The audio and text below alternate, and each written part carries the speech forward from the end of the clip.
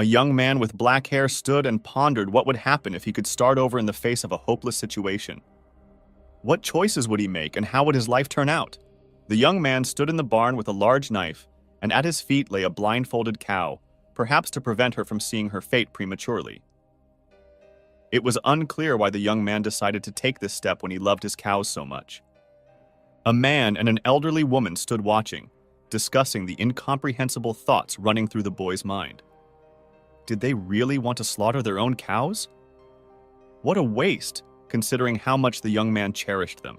It was completely baffling what had come over the boy today. He had already raised the knife to the cow's head.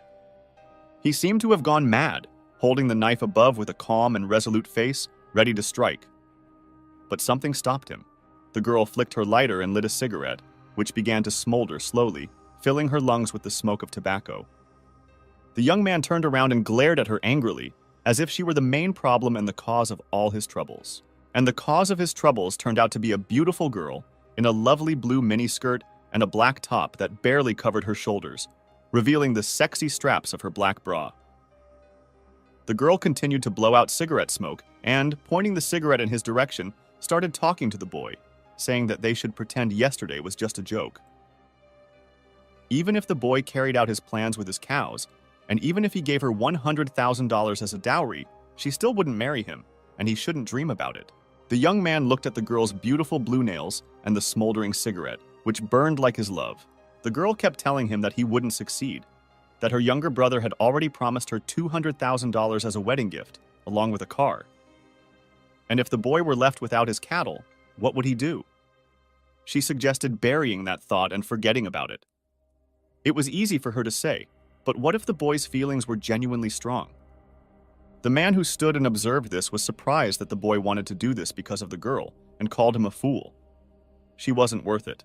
The grandmother supported the man, saying that there were many unmarried girls in the village, and he should find another bride.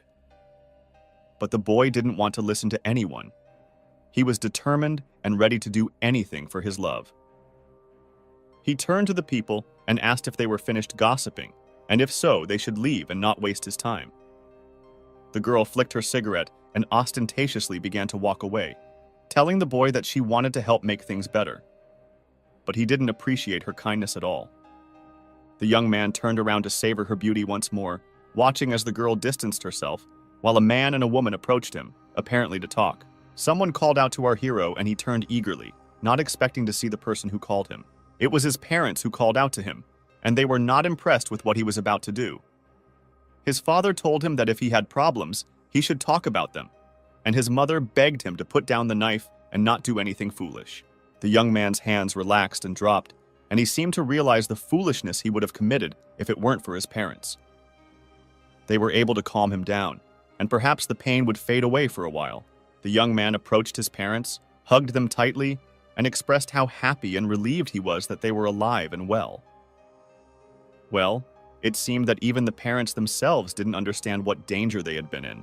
A fat, bald man watched this scene with a malicious grin, asking the family if he had accidentally stumbled upon a TV show. No one paid him any attention, and the young man, with a confident face, began to assure his parents that this time he would definitely protect them from anything. He started shouting for the whole street to hear that no harm would come to his parents, and he would also protect his older brother and sister. Mom was extremely worried about her son, not understanding what was happening to him. She looked at him with teary eyes and tried to figure out how she could help her son. Father's face was completely covered in sweat from anxiety, and he wiped it with a white towel he had on his shoulders. He didn't understand what harm his son was talking about or what was threatening them. The son lowered his head to the ground and began to convince his parents that he hadn't gone crazy and that they needed to deal with those cows to prevent any harm. What kind of harm was supposed to happen? What was the reason behind his actions? He couldn't explain. He looked at his parents and asked them to trust him for once in their lives and do as he asked if they truly loved and respected him. The parents looked at each other and understood each other without words. Father approached his son, exhaling nervously, while the mother raised her hand and started saying something to her son. Father bent down to the ground and picked up a knife, saying, "I don't know what you have in mind, son." And the father walked towards the cows, talking to his son, mentioning that he was a university student, which meant he was smart and had much more knowledge than them, and that he understood something. The son looked at his father with a hint of trust and couldn't even imagine what would happen next. And a second later, the father raised the knife up with his right hand while embracing his son with his left hand, completely unaware of what was happening. After all, the father had never acted so strangely before, nor had he ever supported his son to this extent in his endeavors. The woman let out a heavy sigh and watched as her son and husband walked away. She realized that she couldn't do anything about it, and they would do as they saw fit. That very grandmother who had tried to reason with the young man spoke to the mother of the family, urging her to enlighten her family since the father and son couldn't go crazy together. The mother glared at the old woman and told her that she was the one who had gone mad and shouldn't meddle in her family's affairs. The family reunited, and the mother also decided to support her husband and son, disregarding public opinion. It was the right and sensible decision. People continued to discuss the family behind their backs. Apparently, they had no problems of their own and were mostly interested in the problems of this family. They were very eager to know why this family had gone mad and understood the girl who had left the boy. After all, who would want a lunatic as their husband? The boy unlocked his phone screen and saw that it was already 17 minutes past 3, which didn't please him. He realized that time was running out. He looked at the cows in the pens, already understanding their fate, and told himself that he had less than 4 hours left, and he needed to hurry. The boy raised his hand and loudly shouted that he needed 3 people to help him slaughter the cows. He hoped for a prompt response. The people he called out to didn't pay attention, but as soon as he mentioned money, their eyes lit up. They were ready to do anything for money. They started running towards the boy, tripping over each other and boasting about who was better. Each of them wanted to earn money and show that they were superior. 2 boys stood out in particular, one with white hair who claimed to be strong and capable, and another with dark hair who assured our hero that he was the best choice. Our hero didn't care who would help him. The main thing was to get the mission done quickly and without any trouble. He pondered for a moment and raised a finger to make his choice. He chose those very impulsive boys. They looked at each other, and a spark of rivalry ignited between them. And the chubby boy standing behind them, who hadn't drawn much attention, was also given a chance to earn some money. Nervously twirling the phone in his hand, our hero watched as his parents and the 3 boys who wanted to earn money dealt with the first cow. He felt sorry for the animal, of course, but time was ticking, and he had no other choice. He took the phone and pressed a peculiar button. His fingers trembled with excitement, causing him to barely hit the screen. It turned out that someone had called him, or he had called someone, but it was somewhat unclear. He was asked if he could sell everything for cash, to which our hero replied affirmatively, saying that it was very urgent, and if the buyer was genuinely interested, he could sell everything at half price. He mentioned that if they took everything at once, he could give them an additional discount. Apparently, he was in a dire situation since he almost begged the person to buy something from him. The car was driving through the city, raising dust in its wake. In the trunk, there was a bundle wrapped in blue fabric and tied with ropes to prevent it from falling apart. A red bag with white and blue stripes fell to the ground with a thud. He was ready. He had no choice. The young man stood there, counting the red bills, known as money, and deeply lost in thought. His parents tried to ask him something, but he didn't react at all. He was too absorbed in his own thoughts. With a very sad face, his mother told him that she had done everything as he had asked, and their family had incurred losses in tens of thousands. She didn't understand if such losses were justified. The son unzipped the bag, revealing the stack of red bills. There were too many of them. He ran his fingers through them, assuring his father and mother that the risk was justified, and they would soon understand everything. He slung the bag over his shoulder and approached the car. He asked his relatives to hurry back home and not to show themselves until he returned. He instructed them not to open the door for anyone and not to leave the premises. These were the last instructions he gave to his parents. His parents looked at him, tears welling up in their eyes.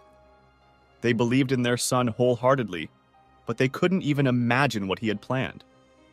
Their worry had no bounds. The mother remained silent, while the father told his son that he had never been wrong before and that he would succeed no matter what. The young man opened the car door and threw the bag full of money inside. His parents murmured something behind him, but they spoke very quietly, and our hero could only hear that they trusted him very much, but could only support him at the moment. The son sat behind the wheel and closed the door, ordering his parents to trust him, lock the gates, doors, and windows, and not to venture outside. He repeated this for the 10th time, but he was extremely worried about his parents, so he would repeat it 100 times if necessary. The car sped off, and on the clock, it was already 11 minutes past 5. Our hero was deeply afraid of being late.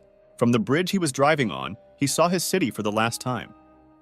But he was not interested in it anymore. His thoughts were consumed with where to stock up on weapons, medicine, and ammunition. How many months' worth of grain supplies did they have in the cellar? He drove the car with one hand, the other resting on the armrest. His gaze was contemplative, and he knew that true chaos would begin in 2 hours. Now, it was up to us to understand what this chaos entailed, and here is what it entails. Suddenly, all animals, including livestock, mutate for no apparent reason. They become vicious and bloodthirsty, attacking humans. Those bitten by the animals start experiencing the same symptoms as the animals. And in this madness, people will lose their sense of pain and only crave flesh. If you get bitten or scratched, infection is inevitable. As a result, over the next month, more than half of the Earth will become infected. They will be everywhere, and within a year, fewer than 1 million people will be left alive. It's hard to imagine since the Earth's population is 8 billion, and within a month, it will shrink to 1 million. Our hero remembers how, in his previous life, he panicked when faced with this situation and couldn't save his mother, brother, sister, or father. That's what it all comes down to. Our hero has arrived from the future to correct the mistakes of his past. He didn't intentionally arrive in the past, but since he has a chance to fix everything, why not give it a try? I think every person has dreamed of going back in time and correcting something. The car continued to speed through the city as our hero contemplated preventing the tragedy from happening again and saving as many people as possible. With all the money he earned from selling cows and his other belongings, he bought various items in the city. More specifically, a diesel generator and a fuel reserve. He purchased all sorts of cables, flashlights, ropes, batteries, chainsaws, axes, shovels, and other defensive tools. He also bought a large quantity of emergency medicine, painkillers, antibiotics, and gauze bandages. These were the things he took the most. Lastly, he left the most important purchase for the end. He went to a factory with huge production pipes. At this factory, he intended to buy gunpowder. With his bag, he tried to enter a certain door and realized that if he managed to buy gunpowder, they would soon be able to seize the initiative in the early stages of chaos with firepower. He eventually managed to enter the room where a man was sitting on a chair, crossing his legs, and next to him stood an elegant girl who was likely his secretary. Their faces were in shadow, and the room was too dark to make out their features. But the man's face illuminated, and he clasped his hands under his chin, addressing our hero, saying that the security checkpoint had already informed him, presumably upon seeing the large bag on the young man's shoulder, and asked if he came for a major deal or just casually. Perhaps he was just the secretary's friend. Upon hearing these words, the secretary blushed and looked down. The young man slammed the bag on the table, making a loud noise, thereby showing the seriousness of his intentions and making it clear that he had not come here to joke around. He gave a stern look to the man and confronted him. Our hero had come to discuss matters, and after a long pause, he mentioned the man's name. His name was Lindsay. He unzipped the bag, revealing stacks of red banknotes. He told the man that inside the bag were 100,000 in cash, showing that he wasn't joking. The man looked at him with an unsatisfied gaze, even with a gaze full of contempt, and questioned the young man again if there really were 100,000 there. Apparently, he found it hard to believe that someone could have such an amount of money. He turned to the secretary, who was already restless, and asked her if she had said anything before. What she said, to whom, and why she said it, he didn't specify. The man burst into laughter. His eyes rolled back and his mouth unnaturally widened. He laughed at our hero, calling him too naive and amusing.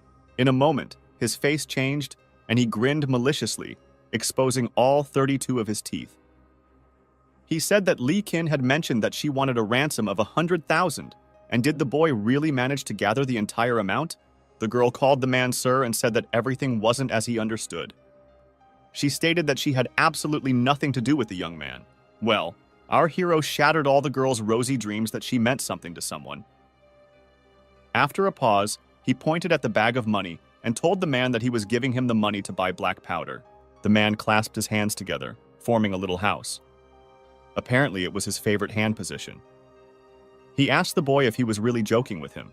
The man said that they had a serious production, and he wouldn't push his product in the wrong direction.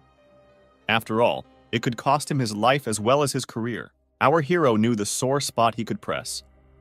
He said that he didn't know about illegal trading, but he knew that in December of last year, a girl in a blue dress died at a forest factory owned by the man. And perhaps she could shed some light on what was going on.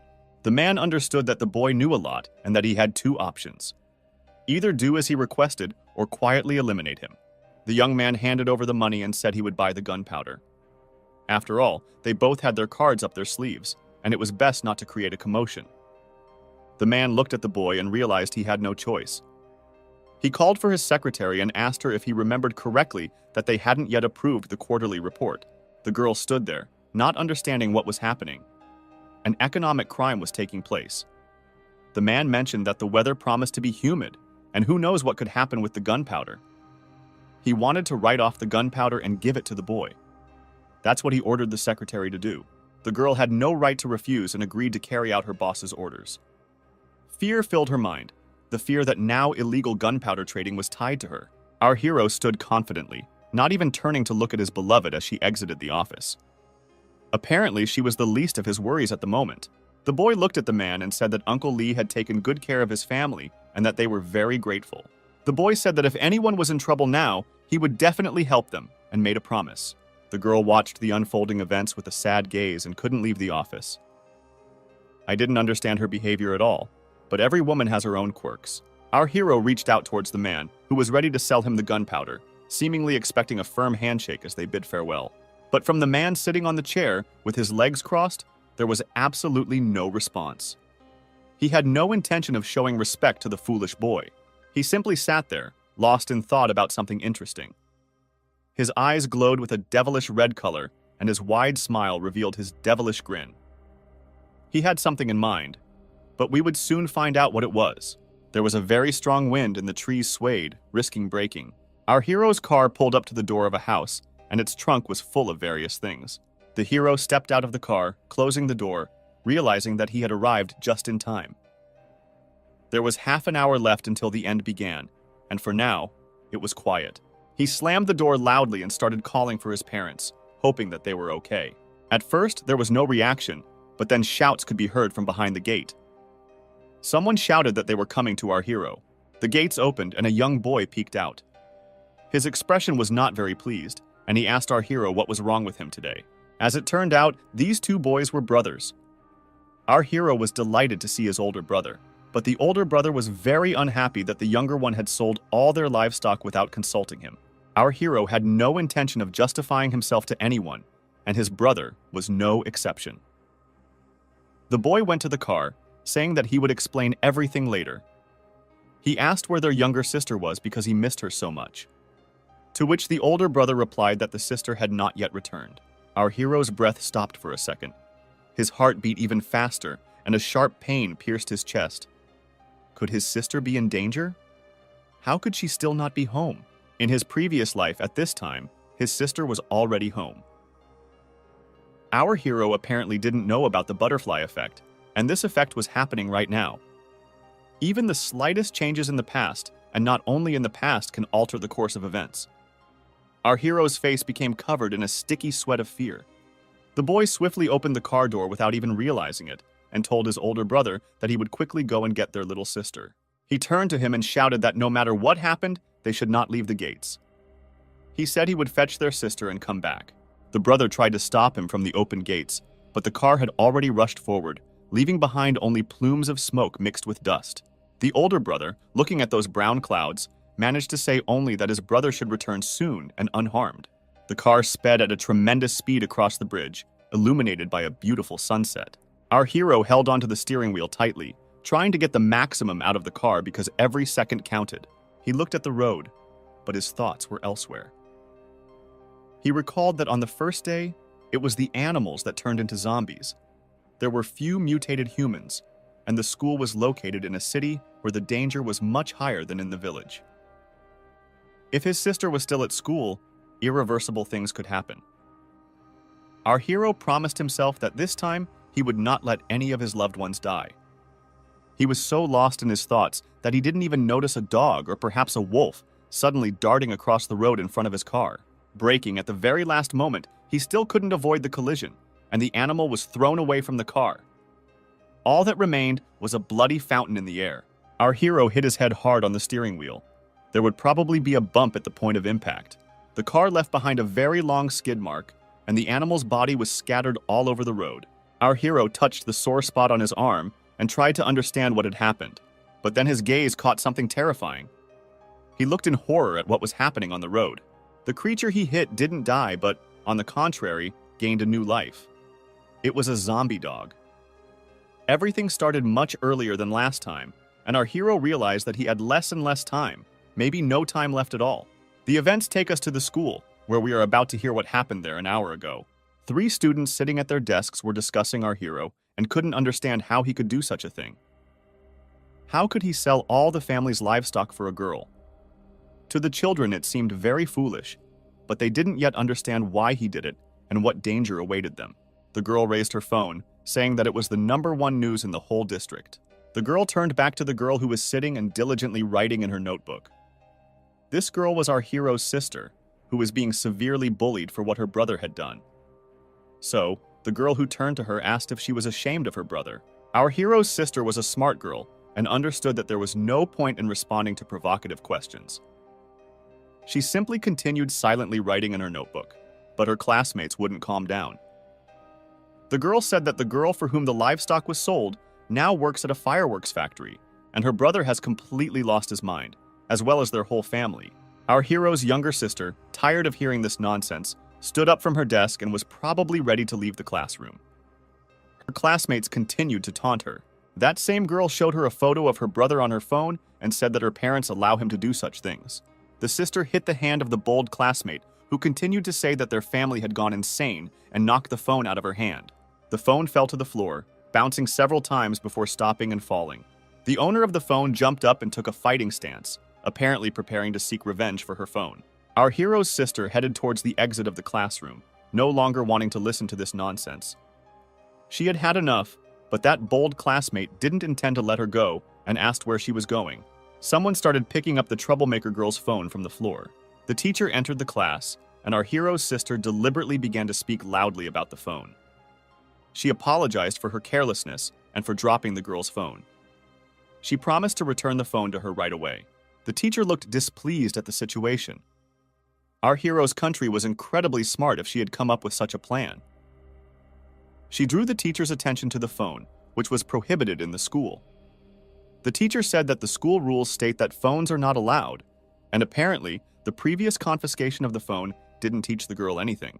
She went to her desk with the phone, telling the girl that she would now report this situation to her father and return the phone only to him. The teacher ordered our hero's sister to return to her seat and not disrupt the lesson. The girl was very pleased that the troublemaker had been punished.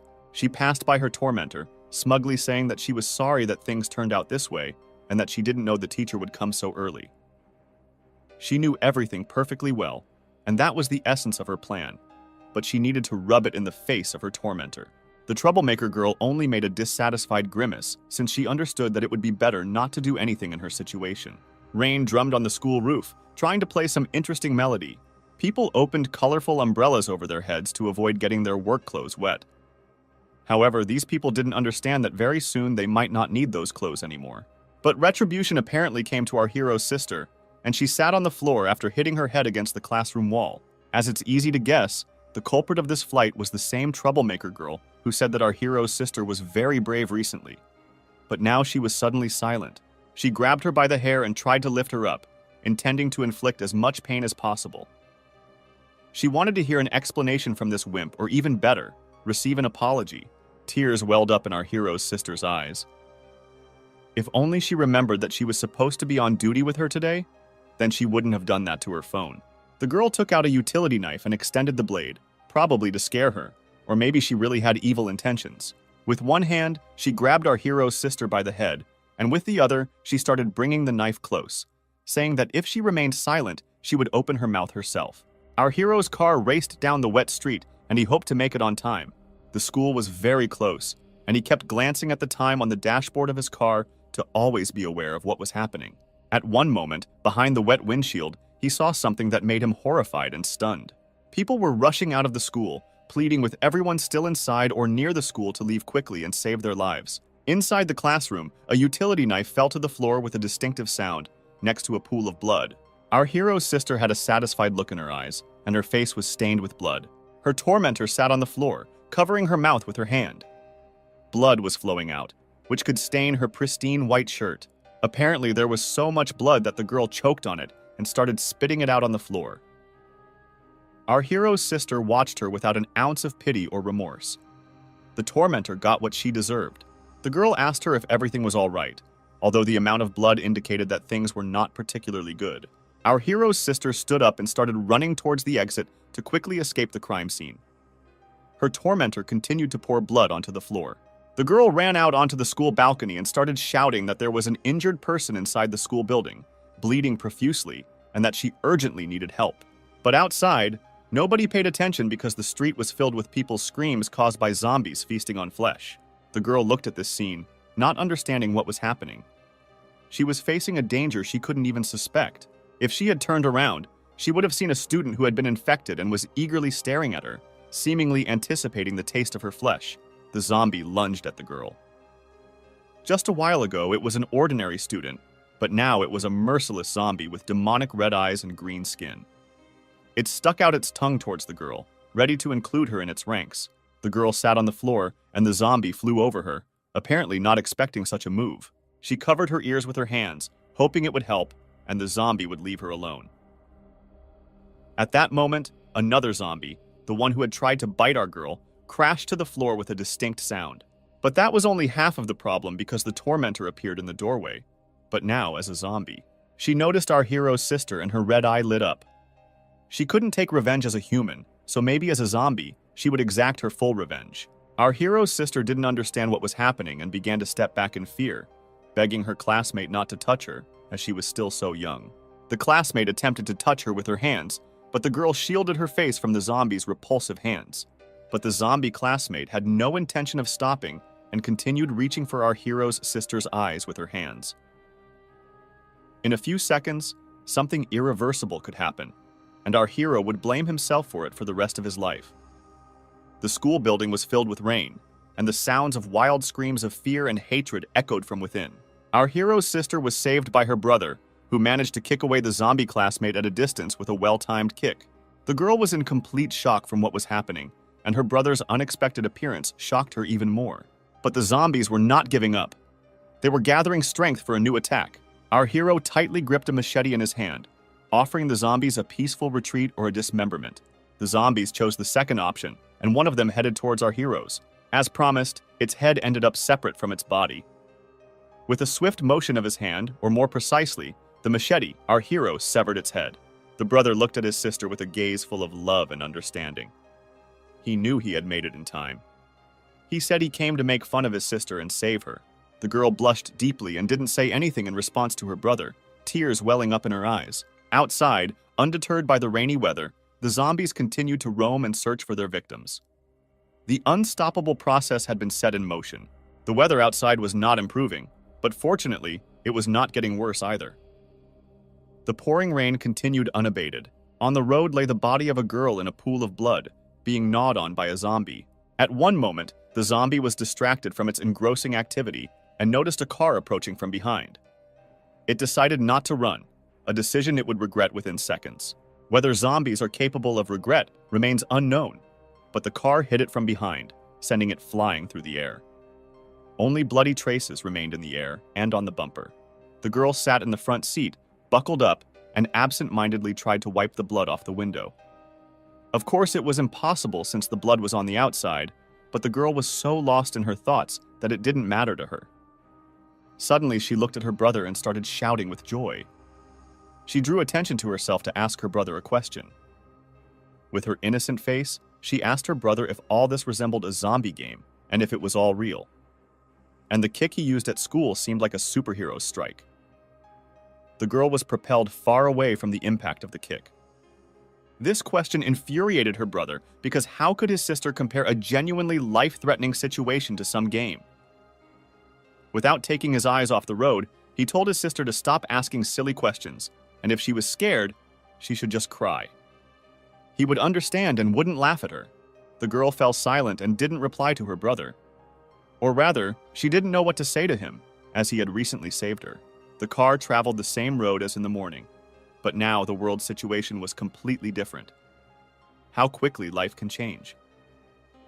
The brother started talking to his sister and told her that with each passing minute, there were more and more zombies devouring people in the world, and they needed to learn to adapt to it, and to keep on living no matter what. He lovingly looked at his sister and assured her not to worry because he would always be by her side to protect her. Their family would be safe, and everything would be fine. He made that promise to his sister. The sister smiled radiantly, closing her eyes with joy, and she was glowing as she said she believed her brother. Night fell, and the full moon sparkled in the sky. The city was still awake, and many windows were lit. It makes you wonder if everyone already knows what is happening. Our heroes knocked on the gate, and a frightened family opened it for them. The parents were overjoyed that their son and daughter had returned unharmed. Our hero looked at his parents with a weary gaze and asked them if everything was calm and if nothing happened while he was away.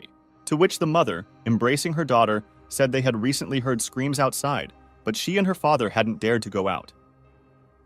Now everything seemed quiet. Our hero pondered and diverted his gaze from his parents to immerse himself in his thoughts. He remembered that in his previous life in the village, there were very few people left, and the mutated ones feared the sunlight. So, they had enough time to prepare defenses for now. But their main task remained to survive the night. Our hero's older brother asked why he had bought so many things, but then he realized that it all seemed like a disaster. Closing the car door, our hero told his older brother that all explanations would come later. And for now, all the men in the family should help carry everything from the pickup truck into the house. And they should hurry, because the main phase of zombie activity was about to begin. Our hero showed the machete strapped to his belt to his relatives and told them that no matter what happened, they must guard the house. He would be away for a short time and would return soon. The mother was deeply worried about her son, and her expression changed instantly. She didn't want to let him go, but her daughter insisted that the mother shouldn't interfere because they needed to listen to their brother since he was able to foresee this catastrophe. The sister, it seemed to me, began to suspect something, but she didn't show it. Perhaps she was the only one who understood that her brother was behaving differently than usual. Memories from school started coming back to the guy, and he realized that his sister's intuition was not lying. His body behaved differently at school, and now was the perfect time to test it. Our hero was leaping across moonlit rooftops. He believed that amidst all this chaos, he should find someone with the same abilities as his previous life. That would give them an advantage and increase their chances of survival. A grand mansion illuminated by the moon was shown to us, where someone was shouting that they couldn't take it anymore. Some people, seemingly insane, were banging on the windows of the house. Behind those windows stood a beautiful, long-haired girl, trying to hold back the onslaught of these people. She screamed that they needed to hurry, and she knew they were worried about their loved ones. But the zombies were about to break through. The girl was right, and a glass shattered near her face, revealing an inhuman hand emerging from the hole. Two men armed with wooden clubs stood there, waving them and saying they found weapons, warning the stranger to leave. The girl stepped away from the glass and decided to leave all these questions to the guys who were already prepared. Suddenly, fear flashed in her eyes as she looked towards the wall she had just left. The wall collapsed, and hordes of bloodthirsty zombies poured out from behind it. The guys stood there, watching everything in complete shock, paralyzed, and with diminished chances of survival. One of the zombies fell to the ground, apparently breaking its neck upon impact, as the fall was accompanied by a distinct crunch. After that fall, the zombie didn't get up anymore. The girl turned around to look at the zombie, making sure it would no longer pose a threat to anyone. She looked towards the wall and couldn't understand how such a thing had happened. The zombies that were supposed to tear them apart suddenly turned out to be dead and no longer posed any danger. The reason for this turned out to be our hero, who climbed over the zombie corpses with his faithful cleaver. The men looked at him, their mouths agape with surprise. It was the same fool who sold the cows for the girl. The man with glasses even adjusted his glasses to get a better look at him. Our hero gave the girl an angry glare, as if he wanted to incinerate her. The girl widened her eyes, not understanding what was happening. The guy scared her a lot. Another moment, and the girl would have been dead, but her life was saved by our hero, who swiftly reacted and decapitated the zombie that threatened her life. In one swift motion of his cleaver, he sent the zombie's head flying, and blood fountains scattered across the room. The girl squinted in surprise, trying to remember her hero's name. The guy grabbed her face as if he wanted to kiss her and answered her question with his gaze. He squeezed her cheeks and, upon closer inspection, realized that she was the same girl whose body was not infected, and she could be useful to him. The girl resisted such treatment and didn't understand what the guy wanted from her. And the guy remembered that in his previous life, this girl was Sia Binbin, a ruthless zombie destroyer with a massive rifle. Now she looked nothing like herself, and that needed to be corrected. Terrified, the girl recoiled from the guy, thinking he was a pervert and that something bad would happen to her. Out of politeness, the guy asked if she had any wounds or scratches and if she had been bitten by any zombies. The girl replied that no one had bitten her and she didn't need any help. An elderly man watched our hero, not understanding what was happening. He was completely different from himself. The guy with glasses grabbed a bat and stood up in defense of the girl. He told our hero that if he had any grievances, they could discuss them. But resorting to violence, especially against women, was unnecessary. The guy stood up and closed his eyes thoughtfully, saying that he had killed Uncle Nu and Brother Juan. Well, as he explained, he didn't kill them. After all, he killed zombies. It's hard to believe and hard to understand, but they were no longer human. They had all turned into zombies. If zombie blood gets into your bloodstream, you'll immediately become like them, with no chance of a cure. The guy in glasses began yelling at our hero and telling him not to mess with their heads because zombies don't exist, and it's something from comics. The man in glasses noticed a body lying in a pool of blood and said that our hero had just killed Jung. His granddaughter didn't come back from school today, and his wife isn't responding. Could they all be? Before finishing his sentence, the man fell silent. All the men in the building looked at each other, and the eldest among them suggested calling the police. Our hero said that there's no point in calling the police if they won't be able to help. Moreover, most likely many policemen have already turned into zombies. Suddenly, someone clapped loudly and asked everyone to pay attention to him. It was the gunpowder seller with his signature hand gesture. He talked about not trusting a killer. He stood among the crowd, with his loyal secretary standing behind him. He said that this boy has taken a dozen lives and now claims that the police won't help. All the people began raising their hands, chanting that he needs to be caught and that he's a murderer who should be punished. Our hero stood in shock, watching all of this, realizing that he couldn't overcome such a large number of people, and if they wanted to capture him, they would definitely succeed. The gunpowder seller stood there, telling our hero that he wouldn't be able to explain the existence of zombies and justify his actions. The townspeople chanted to tie him up, saying that a killer has no place here, and the village authorities will decide for the residents. Well, the girl whom our hero saved tried to stop this chaos. She asked everyone to stop and listen to her. The girl placed her hand on her heart, perhaps to make her words sound sincere. She said that their committee would help everyone, and the criminals wouldn't go unpunished. But the guy with the sash is absolutely right. Angry villagers attacked them, and he had no other choice. Our hero wasn't completely satisfied with this outcome, but he could at least thank the girl for trying to do something to justify him. The guy shrugged his hands towards the crowd and said that he would prove to everyone that it's a zombie and that he seems to have an idea where the family members of all these people are. People stood there looking at each other, not fully trusting the guy.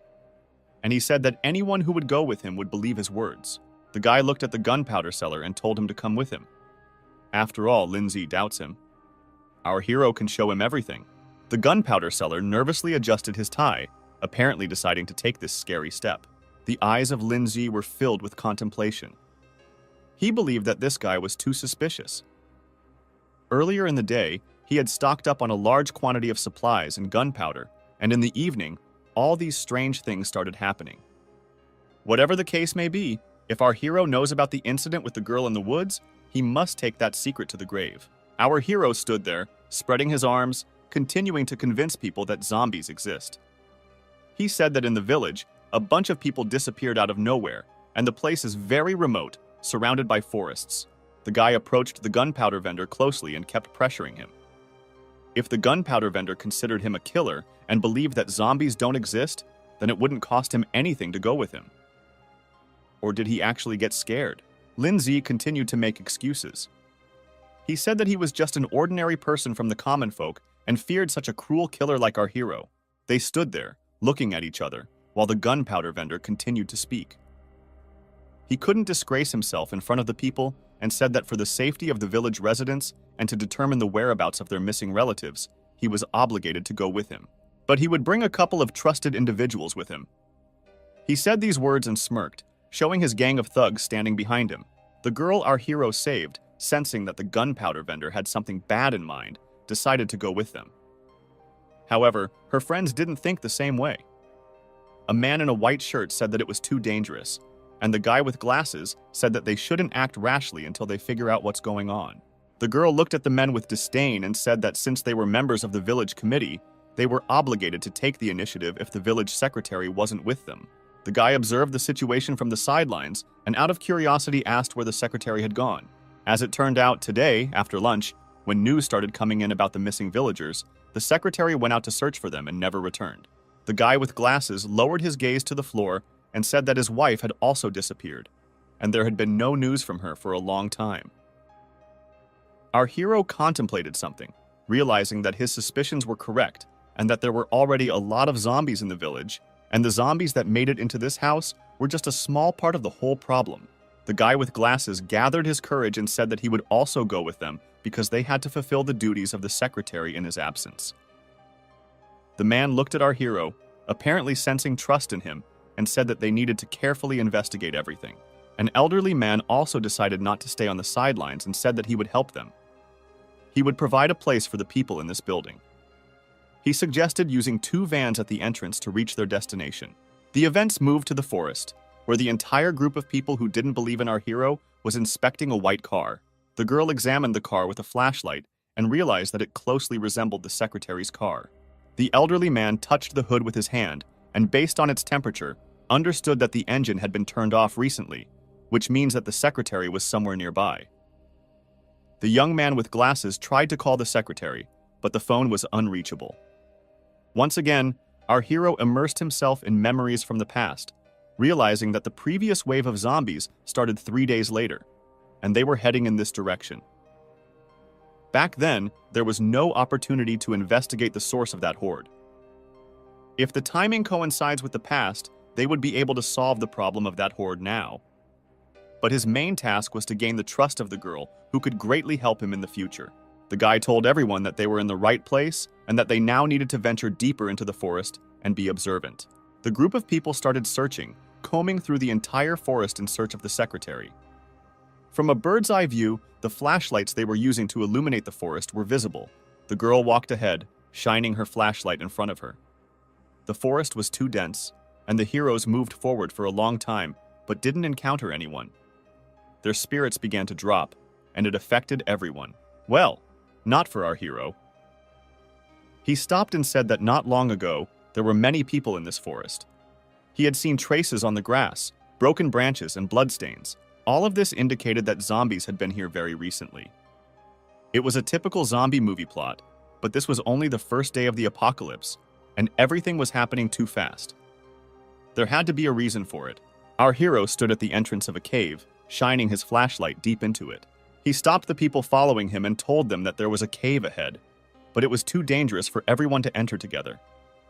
He would go first to check it out, but the gunpowder vendor stopped our hero.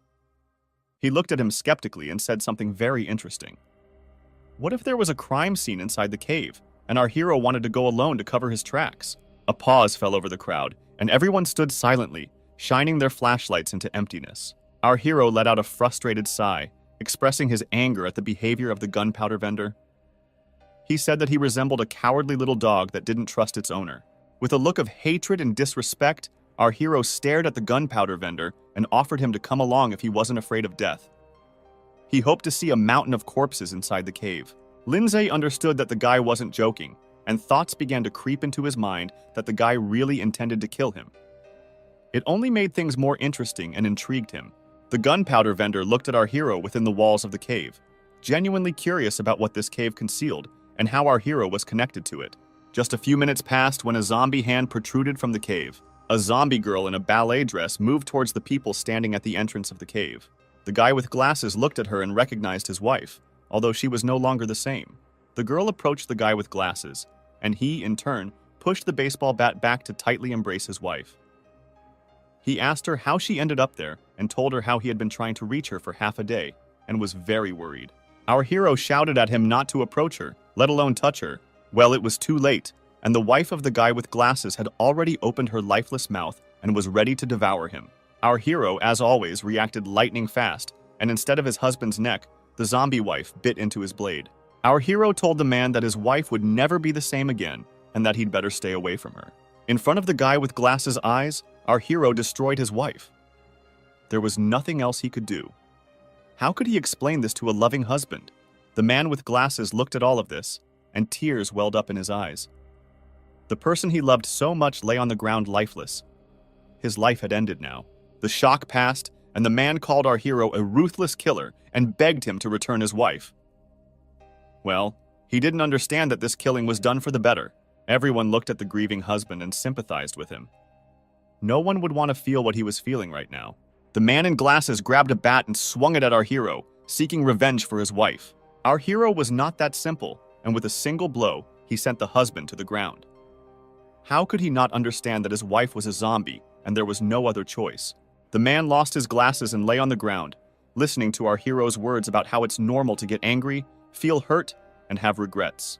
No matter how he felt, it didn't change the fact that the woman had become a zombie and our hero had to kill her. Blood dripped from our hero's machete, and with each passing second, the chances of many people surviving grew slimmer. Our hero could only hope that those who were still alive had not perished.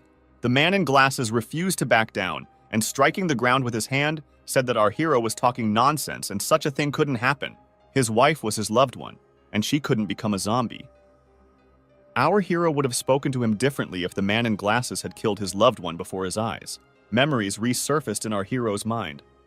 His family lay on the ground in a pool of blood. It was the most terrifying memory of his life. He asked the man in glasses what he had just said, but not hearing a response, he turned away. He grabbed the man by the throat, lifting him into the air, apparently wanting to strangle him or simply teach him a lesson. He asked the man if he had been too polite with him, and perhaps he should be tougher. Our hero himself expressed a desire to take them there to dispel doubts, and even saved the man's life. And now he was receiving such gratitude from him. It irritated him greatly. The man hanging in the air began to suffocate. Our hero told everyone that anyone who dared to harm his family, even with a finger, would be immediately killed. Friends of the man in glasses rushed to his aid, telling our hero to let him go. The gunpowder seller started telling everyone that he was right and that our hero was indeed a ruthless killer, and there were no zombies. But suddenly, our hero's brother jumped towards him and tried to save the man from the hands of his own kin. He ordered his younger brother, with cries, to calm down and be gentler. The older brother was not left with any options, so he forcefully hit his brother's head with his own. The man in glasses finally fell to the ground, finally able to breathe fresh air. His life was saved. The older brother sat beside the lifeless body of his restless younger brother and began to stand up. Our hero regained consciousness and recognized his tormentor in the face of his brother. The older brother looked at him with a look of admiration and called him a fool. But he was glad that he had regained his senses.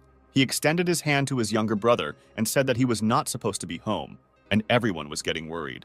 The man in glasses continued to cry on the ground, blaming himself for his wife's death, for not being able to protect her. The older brother of our hero approached the grieving husband, trying to cheer him up. He said that even though he didn't want to admit it, deep down he understood that his wife couldn't be brought back. Although his brother was a fool, he had saved the man's life.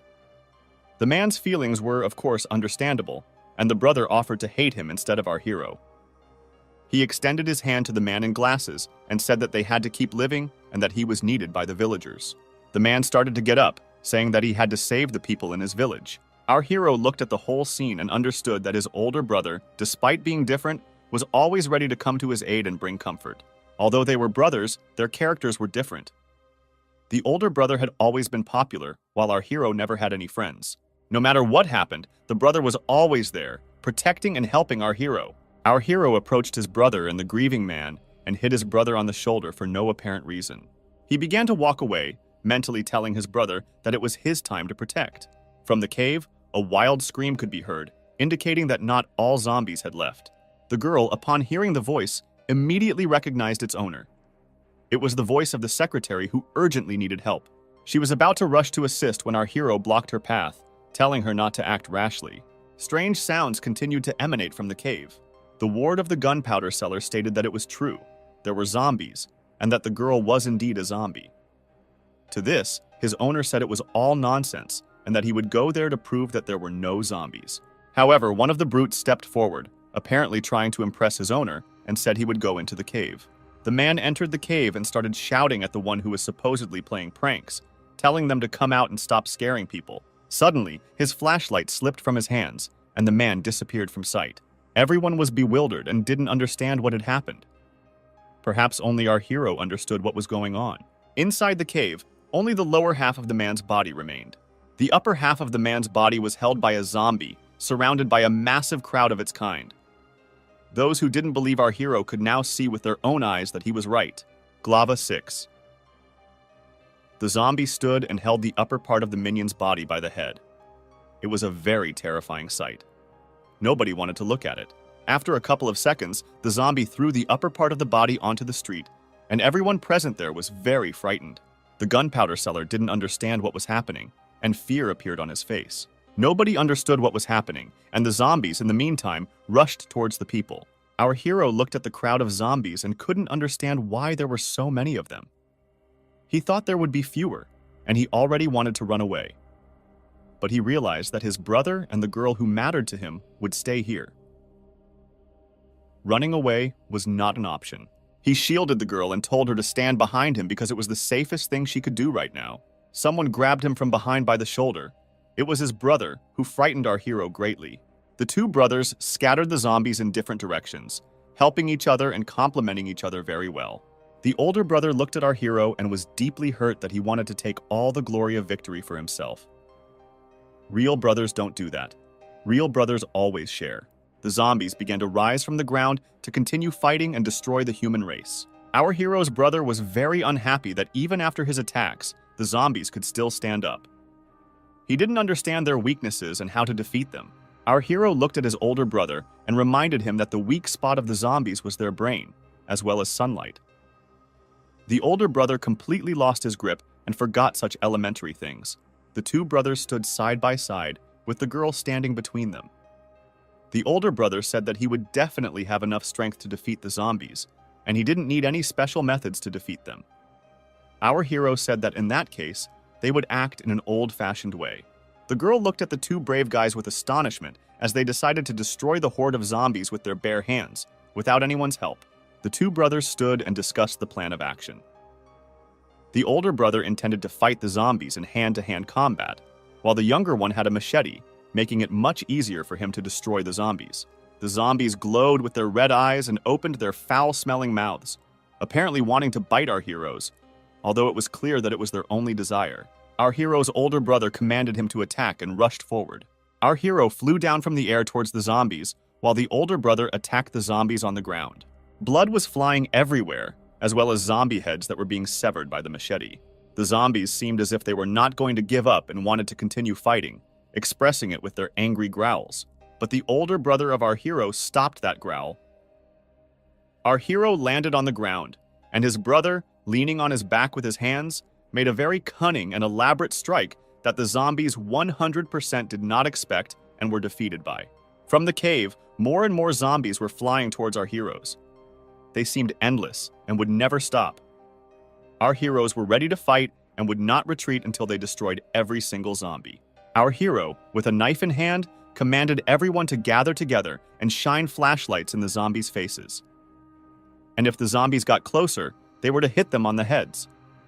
But most importantly, they must not let the zombies bite them, because a person immediately turns into a zombie after that. On another clearing, an elderly man and a man in glasses stood next to 3 corpses and were talking.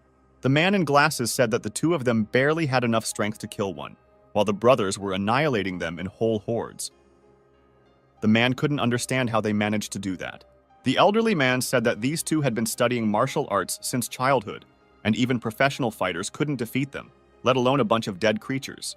The man in glasses agreed with him and said that he never wanted to kill our hero, and now realized his mistake, wanting to apologize to him. Together with his brother, our hero destroyed a lot of zombies and stood on their corpses. The older brother spoke to his brother about how amazed he was at the amount of strength his brother had gained. Our hero said, "Maybe I can arrange a masterclass specifically for my older brother." Our hero turned around and looked at the girl, who was very scared of everything that was happening. He reassured her and said that everything was fine. The girl believed him. She stood among the two brothers and nervously exhaled, grateful to them for what they had done for her. The older brother said that there was no need to thank him because it was his younger brother who constantly protected her. Our hero decided not to listen to this and waved his hand as he started to move away from his brother and the girl. Joe says he wants to see if the others are okay and leaves. Mr. Lin's subordinates were bitten by zombies and could turn into them at any moment. The men did not want to die and called the boss for help. Before they turned into zombies, they were killed by Joe, and Lin heard their screams while hiding behind a tree. He was scared and hoped that no one would find him, but the guy found him and was surprised by his luck. Joe tells the man to keep hiding and be quiet if he wants to survive. The guy left, leaving Mr. Lin by the tree. The man was afraid to make any sound and mentally planned to take revenge on the guy. Meanwhile, the survivors examined the surroundings, and Bing Bing says that she definitely heard someone's voice. The young man returns and everyone hears a cry for help from the cave. The girl understands that this voice belongs to the secretary. Joe says that he will check who it is himself, and the rest should return to the cars. Suddenly, the older brother says that he will go with him to cover his back. The guy agrees with his brother, but tells the others to return. Bing Bing doesn't want to let them go into this cave alone, but Joe replies that they will only interfere with them, and the two of them will try to find the secretary. Uncle Niu agrees with the guy, and he tells Huang and Bing Bing that the village needs them. They began to return, the girl could not object, and simply looked back. The guy wanted to prevent the zombie horde that would appear in a couple of days, because he didn't want any more victims. He hoped that the girl would protect the survivors in the village. The brother asks if it is still possible to save the secretary, to which the guy replies that if he has already been bitten, then there is no way to save him. The guy says that Bing Bing came to the village as a student to become a village official, and she needs the help of a secretary. Suddenly, Joe tells his brother to stop. In front of them lay the dried corpse of a man. Joe immediately realizes that something is wrong because, unlike other zombies, this one has become a mummy. Suddenly, Derek shines his flashlight into the distance and finds the secretary. The light from the flashlight fell on the back of a man who was calling for help. The man was overjoyed and started shouting that everything was okay and they would save him. Saying, "I'm so hungry," the man turns around and it was no longer a man, but a real monster. The guy pushes his brother away from the tentacles. He realizes that the zombie is too fast and they won't be able to escape. Then he takes out a knife and makes a split-second decision that he needs to attack. The zombie continues to call for help and shout that he is hungry. Joe dodged the tentacles and came within striking distance of the knife. He hit the zombie directly in the head, but did not have the expected effect. The knife was unable to cut through the head, and the guy is surprised at the hardness of the skin. He immediately realizes that this is a mutant zombie in front of him. This monster attacks the guy with its tentacles and he flies back. Joe rolled on the ground from such monstrous force. The zombie wanted to continue the attack, but suddenly a light illuminated him. It was Derek. He knew that bright light was effective against zombies. The guy tells his brother that they need to retreat if they want to live. Miraculously, they got out of the cave and caught their breath. Derek wonders what kind of mutant this was. Joe replies that the mutation is due to infection by animals, and in rare cases, the combination of two DNAs mutates. He adds that mutants are much stronger than ordinary zombies, and some even have unusual abilities. The guy assumes that the secretary was bitten by one of the bats that was in this cave. The young man says that such zombies are difficult to fight in the dark, but they are afraid of the light and are lucky that the moon is shining brightly today. Derek wonders how long it's been since his little brother became a zombie expert. Joe replies that the books describe exactly the same thing, and they need to take equipment to kill this creature tomorrow. Suddenly, they hear the sound of cutting air. It was bats flying out of the cave, screaming. Perhaps they were flying away from someone and were a sign of the onset of something sinister. They rose like a black cloud in the sky and covered the moonlight. Suddenly, tentacles appeared from the cave, piercing the ground with a roar. It was a mutant zombie who jumped out of the cave at high speed. He attacked Derek with fury, trying to bite. Joe tried to stop the zombie by grabbing it by the tentacle. The guy understood that the zombie was very strong, and to win, he needed a powerful light source. Suddenly, a car appeared from the side from the darkness of the night. The car crashed into a zombie at high speed. Bing Bing was driving, and she suffered kickback as she crashed into a tree. Joe wasted no time in finishing off the zombie while it was immobilized. The girl got out of the car, asking if everything was okay with the guys. She was surprised that the zombie turned out to be the secretary. Derek breathed a sigh of relief after defeating the zombie, since it could have killed them both. Looking at their brother, the guy and girl couldn't believe their eyes. The man was careless and was injured by a mutant zombie. He apologizes for this and tells his brother to take care of the family for him. Joe wanted to protect his brother and did not want a repeat of the past. He felt tears on his face. He turned around, looking at the defeated zombie. A mutant zombie could control ordinary zombies, but that was not the most important thing. The most important thing was the zombie core in the back of their heads. Joe tells his brother that this thing can help while there are no symptoms yet. If he eats it now, then there is a chance of turning into a Superman, immune to the zombie virus. But the likelihood that they would not be was greater. Derek used the cannonball without fear, since he had no other choice. Joe says that 2 days will be enough to understand whether the core worked or not. Derek goes into the cave and told them to seal the entrance if he doesn't come out in 2 days. But if he does come out, they shouldn't be too jealous. Finally, a smile appears on the guy's face and he says that he will wait for his return. Unfortunately for them, Lin heard this conversation, hiding behind a tree. The next morning, their small village was calm. Joe Ying appeared in her brother's room and was dressed in a very unusual costume. Joe smiled and said that she looked like a weirdo. The sister says that everyone in the family should be protected, and she made this armor herself. The guy replies that this armor will not help her in any way when attacked by monsters. Walking out into the courtyard, Joe saw his father strengthening the wall. The father hugs a barrel of gunpowder and asks where his son got so much. The next moment, he runs away with her in an unknown direction, and a moment later, Joe hears the doorbell. Bing Bing was standing on the threshold and the guy asks what she wants. The girl collected her thoughts and asks the guy to help her. She says she can't contact the local police department and the signal is gone. Joe confirmed her words, and this seemed strange to him, since this had not happened in the past. The girl asks the guy to accompany her to the station, since the lack of communication may be a problem in the future. The guy agreed and they set off, saying goodbye to his parents. Meanwhile, Derek was sitting alone in a cave and suddenly heard footsteps. Suddenly, some kind of liquid spread across the ground and the guy knew it. The liquid was gasoline and someone set it on fire. Sometime later, Joe and Bing Bing were driving a pickup truck along the highway, and although the girl had no hearing, she tried to sing the song, thereby calming her nerves. The guy smiled because this was truly the Bing Bing he knew in the past. The young man understood that he could not rely only on his past experience, and a lot would also depend on Bing Bing.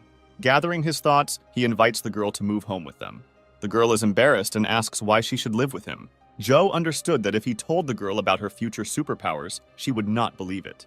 So he says he needs her and he can't let her suffer. The girl blushes and looks at the guy with disbelief. But after a moment, paying attention to the road, they stop. The car could not drive further because the road was blocked. The guy doesn't remember this happening in the past. Due to the road closure, it will be difficult to bring supplies. He sighs and suggests returning to the village first. The girl agrees with him. The guy calculated that the supplies would last for some time, but the lack of signal and the blocked road gave him no rest. He had a bad feeling which did not disappoint him. Due to punctured tires, the car skidded and became difficult to drive. Having difficulty stopping the car, they got out to look at the problem. Bing Bing is surprised by the sudden appearance of car spikes. Joe tells her to be careful and hide, since these thorns were placed by a man. Lin suddenly appears and says that he is glad to see the guy in good health. The young man asks what he wants. Lin replied that he must avenge his subordinates. Joe says that he is not to blame for their deaths, and since he wants revenge, he must cut up the zombies. But he is too cowardly to go against the zombies. The man pointed a gun at the guy and said he would kill him. The young man was confident in his strength and that the bullet would not harm him. The villain grinned and the sound of the trigger being pulled was heard in the silence. The bullet instantly fired and whistled past the guy, and at the same moment Joe heard a scream behind him. In fact, Lin was not aiming at him, but at Bing Bing. He did not expect such meanness and became angry with the man. Lin laughed and said that to deal with the guy he would start with the people around him. He also adds that he heard about his brother's infection and decided to help him, since he knew that Joe could not cope on his own and therefore blew up that cave. The guy, hearing this, ran furiously towards the enemy. Bing Bing shouted at him to stop and think about it. Lin was glad that his provocation worked, as he had been waiting for this moment. Suddenly, a huge wolf appeared from the forest, looking at the man with hunger in his eyes. Like a flash of lightning, he attacked him and bit off his hand. The guy was surprised by the sudden appearance of a rank 2 zombie wolf. Meanwhile, Zhou Ying was bored and waited for her brother and Bing Bing to return. The next moment, she sees Uncle Huang and Uncle Nu outside. The girl tells them that her brother left and asks them what happened. They tell her that she should look at the mountain in the distance. At first, the girl didn't understand what was going on. She took the phone to look at it in more detail. She was amazed by what she saw. A horde of zombies was approaching from the mountain. Lin wallowed in his own blood and was glad that he would not die alone today. After the first catch, the monster attacked the guy. Zhou wasted no time and calmly stabbed him with the knife. Luckily, it was light and the zombie wolf was not that strong. Therefore, the wolf must die. Otherwise, when night comes, they will all die. At that moment, a strange noise began to be heard from the forest. Looking to where it was coming from, he saw a horde of zombies quickly approaching. Zhou thought that since they had killed the secretary's summoner, the horde should not have appeared. But suddenly he realized that the source of the virus was not the secretary, but bats. By this point, the zombie wolf had recovered and was ready for the second round. The wolf hit the ground with his paw, and the guy was thrown into the air from such a powerful blow. Paying attention to the wound he had previously inflicted, the guy realized that the wolf could regenerate. Zhou had big problems. He needed to somehow defeat this monster. Meanwhile, in the very cave in which the explosion occurred, the stones that blocked the passage flew out at high speed from some unknown force. After a short moment, the girl could not believe her eyes. She was very scared. The zombie wolf was victorious and was ready to eat the young man alive. But suddenly, the guy felt a sharp surge of strength in his body. He was pleasantly surprised to feel that power again. Having gained strength, the guy became very strong. He hit the wolf with his fist. He flew away from the large impulse. The guy in the blink of an eye found himself next to the wolf and was ready to strike. The next moment, he blasted the wolf with his incredible strength. The girl, looking at this, unconsciously called the guy by name. Bingbing was surprised at how strong the young man was. She had a feeling that Zhou could get out of any situation. Zhou suddenly awakened his super strength, but he didn't remember anyone doing the same without activating the zombie core in the past. But he suddenly came to his senses and told the girl to get up, since they did not have time to rest. Zombies were approaching from all sides, and it was not safe here. The guy said that he would carry the girl on his back because she was wounded, and she should hold on tight. The next moment, they were running away from the zombies and heading to the safe zone. By evening, they could already see the village in the distance. Looking back, they realized that they had brought a tail with them, and it would be difficult to kill all the zombies. Suddenly, there was an explosion, and many zombies were killed, and loud music could be heard afterwards. Their father and younger sister came to their aid. After some time, the car was speeding along the highway, and Zhou Ying threw explosive bottles out of the window. The next second, everything lit up with a bright flame. Zhou Ying was delighted with the emotions she received. Zhou found a first aid kit and wanted to take gauze, bandages, and iodine to take care of Bingbing.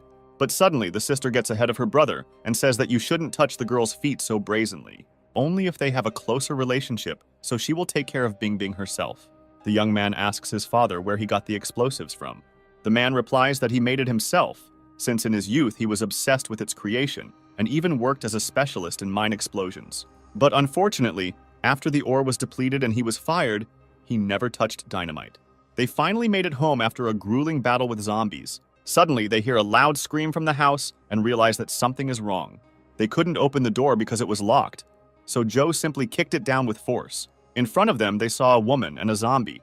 The situation did not seem dangerous. On the contrary, everyone was speechless at the suddenly presented picture.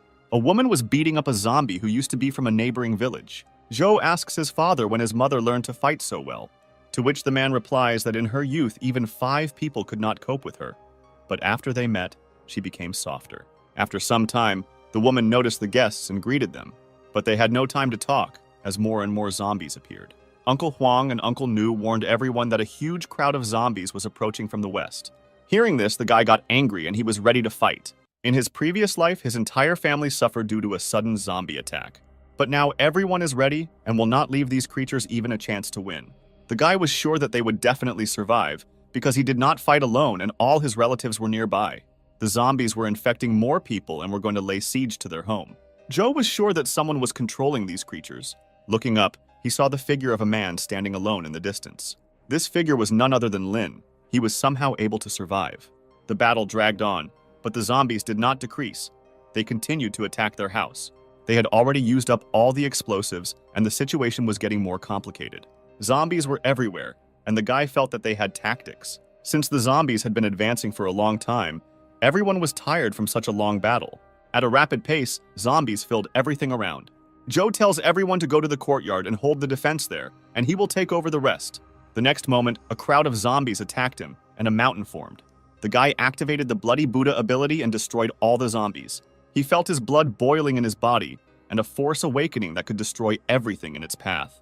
He had seen in his previous life how one commander of the Dawn Army had the same ability. Somehow, his Blood Buddha ability was much weaker, but that didn't matter at the moment, since he had to deal not with a crowd of zombies, but with the one who controls them. Meanwhile, everyone fought with the zombies and did not let them go further. Auntie covered Bingbing's back and asked if she was okay since she was injured before. The girl thanks for the help and asks where Zhou ran away to.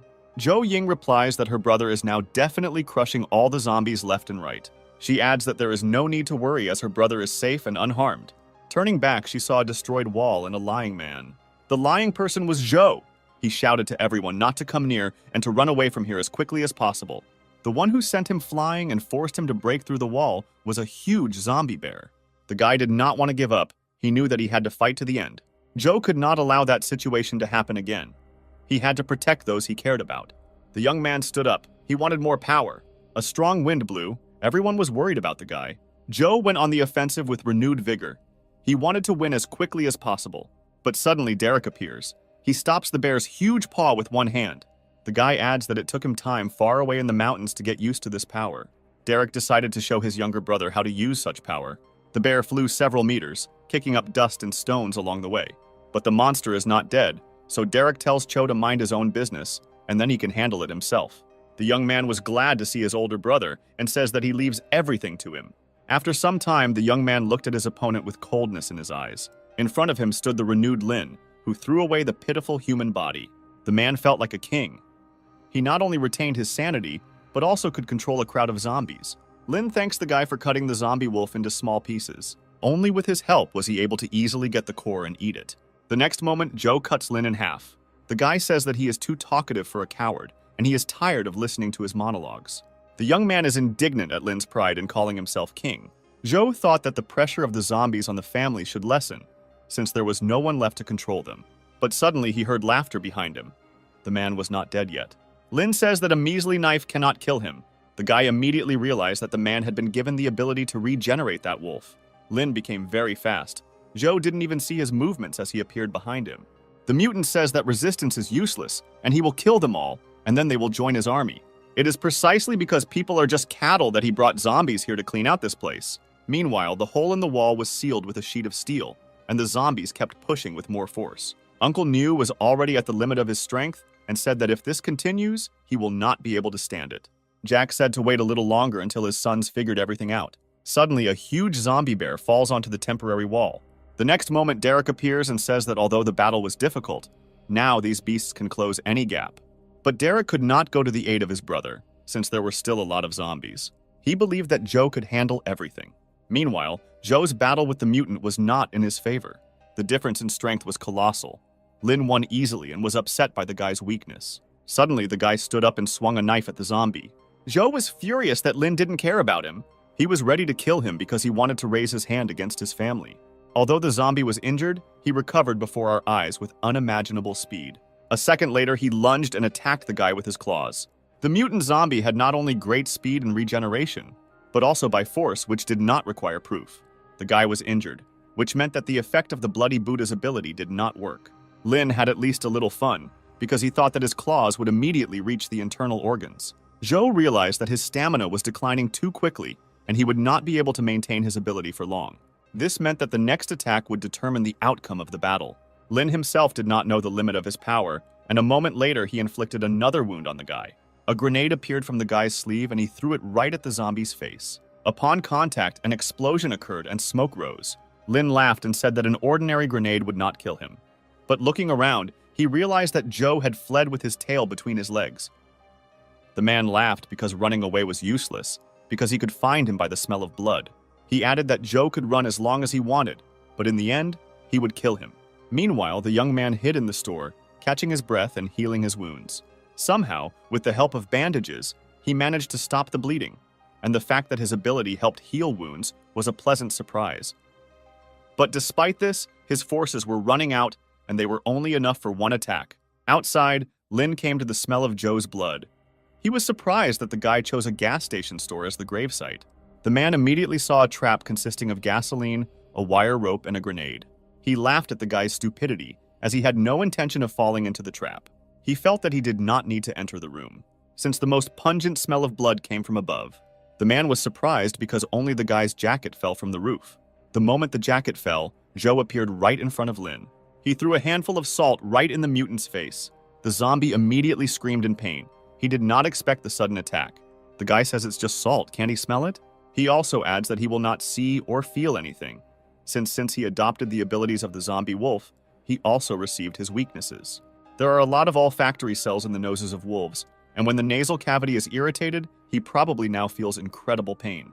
He adds that everyone will lower their guard, believing that they have seen through the enemy's trap, and Lin is not a king, but just a pathetic zombie. The next moment, the mutant tries to kill the guy. But nothing works out for him, since he missed his chance. Joe gathers all his power and concentrates it in his hands, just as his brother had shown him before. The zombie saw in front of him the huge aura and power of the guy, which he had collected in a short time. Joe says goodbye to the monster and strikes him. A huge impulse of force attacked the man at once and broke the ground. But even such a blow could not cut the mutant's body. The next moment, the pit in which Lin lay began to fill with gasoline. The monster did not understand what was happening. Joe says that he decided to try to use the entire supply of the gas station, since ordinary grenades do not work on him. The guy says that this station will be the site of Lin's grave. Having said goodbye, he throws a grenade straight into the pit. People heard a loud explosion that rang throughout the village. Derek asked his father if everything was okay. He replies that everything is fine, looking at the huge cloud of smoke rising to the sky. When the smoke cleared, the sun illuminated the area with bright rays. The zombie crowd retreated because they were afraid of sunlight. Everyone breathed a sigh of relief as they managed to survive this stormy night. They were very happy about their first triumphant victory. Joe, returning home, was also very happy, since all his relatives were safe and sound. Suddenly, behind him, he hears a girl calling him. She asks for help, and the next second she falls from loss of consciousness. This girl was familiar to the guy. Her name was Layla. Sometime later, at home, Joe Ying tells his brother that he is a pervert because he began to undress the girl right in the middle of the street. The guy says he just wanted to make sure the girl wasn't bitten, since their own safety comes first. He also adds that he himself was without a t-shirt, to which his sister replies that this is certainly the answer of a pervert. He was lucky that Bing Bing didn't see it, and she was there to stop him. The guy doesn't understand what his sister is talking about. At this moment, Bing Bing comes out of the room and says that Layla's condition is normal. She will recover after sleep. There was silence in the corridor, and the girl who had just appeared did not understand what was going on. Immediately, Joe Ying comes to his senses and says that everything is fine. Joe picks up and thanks the girl for her help. Bing Bing is embarrassed and says that she didn't do anything special. A company of 3 people gathered to check if there were survivors and said goodbye. Suddenly, the young man shouts at Bing Bing not to blame herself for the deaths of others, because even with all the precautions, the wave of zombies could not be stopped. He adds that the most important thing is to move forward. Finally, the sadness disappeared from the girl's face. She smiled and said that he was right. Derek, who was sitting in the car, said that Joe had finally become an adult. The young man tells his brother that this time everything will definitely be different. The guys got into the car because they had to get rid of all the corpses. Outside the city, they piled up and burned a bunch of corpses. They had to be burned, since animals that eat them could also mutate. Derek says he wants to sleep, and Cho will have to drive the car back himself, as well as fill up the tank and wash the car. The young man awkwardly says that there is no more gas station. He also adds that he doesn't want to wash the car just because his older brother said so.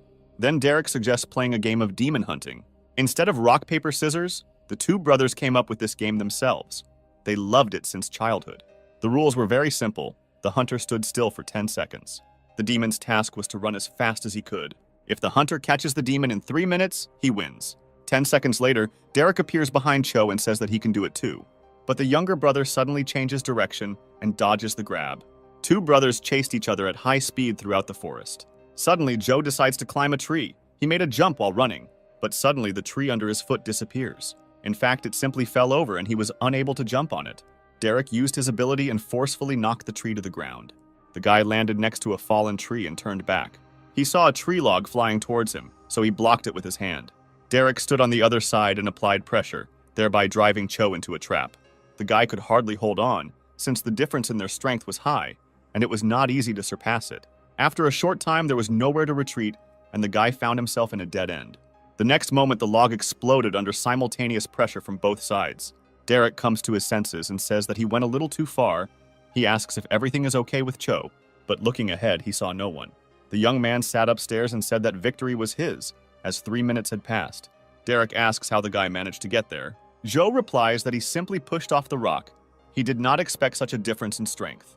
Derek asks how he got his powers. Since he ate the core himself, he thought that his brother did the same.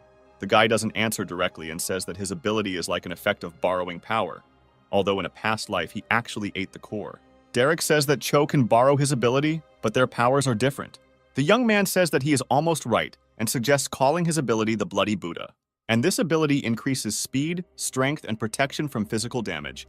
But so far, Zhou only understands 70% of the ability. Derek says he put the zombie bear core in the desk drawer in Cho's room, as it was better to be prepared for anything. The brothers did not know that someone behind the tree was eavesdropping on their conversation. As night falls in Zhou's room, Zhou Ying entered the room while her brother was sleeping. She was looking for the zombie core. By finding the core and absorbing it, she will finally gain superpower too. The next morning, the weather was sunny, and the birds were bathing in the sun's rays. Zhou plowed the land in order to grow crops for the future. The guy didn't want to work, but again, as the youngest son, his mother forced him. The young man thought that his mother was biased, since his brother was definitely free, but only he worked. In other respects, Zhou was also not ordinary, so he used his ability and began to cultivate the soil. Layla stood outside, gathering her thoughts to approach the guy. The girl was wearing only one white shirt, and one might say she looked seductive. In the end, the girl decided to come around the corner and called out to the guy. Looking ahead, she was surprised by the scene that appeared before her. Zhou turned around and asked the girl if everything was okay. Layla says she just wanted to thank the guy for saving her. The young man said that he was simply fulfilling a promise he had made long ago, and she did not owe him anything. The beauty says that it doesn't matter. She pours tea and asks the guy to help her again in the future. After listening to her, Zhou refused her offer. He was not interested in it. The girl did not expect such a sharp answer. She asked the reason for his refusal. The guy says that he promised to help because Uncle Lee took care of his family, and he simply returned the debt. But now that the debt is paid, he has no reason to help the girl every time. Layla was very upset. She looked down and said with difficulty that she understood. After some time, Zhou finally cleared away all the dirt he created when plowing the land. The young man realized that the Blood Buddha was not yet suitable for agricultural work, and he needed to improve his control over the ability. Suddenly, he hears a knock on the gate and opens it. It turns out that guests have come to him. After they described the situation in the village, the guy listened to them and hung his head and said that nothing could be done. Unfortunately, no one else survived in the village, and everyone was saddened by this news. The guests blamed themselves for the deaths of others because they felt responsible. But Zhou says that they are not to blame and did everything in their power. Uncle Nu asks what they should do next, since they didn't know how to improve the situation. The guy says that everything is simple. They need to take a shower first and then have dinner together. Because no matter what happens, the most important thing is that they are still alive and well. After a while, Bing Bing came out of the bathroom with wet hair. The clothes that Zhou Ying gave her were not enough for her, and the girl thought that she looked strange in them. At this moment, the girl was called to dinner, as the food was already ready.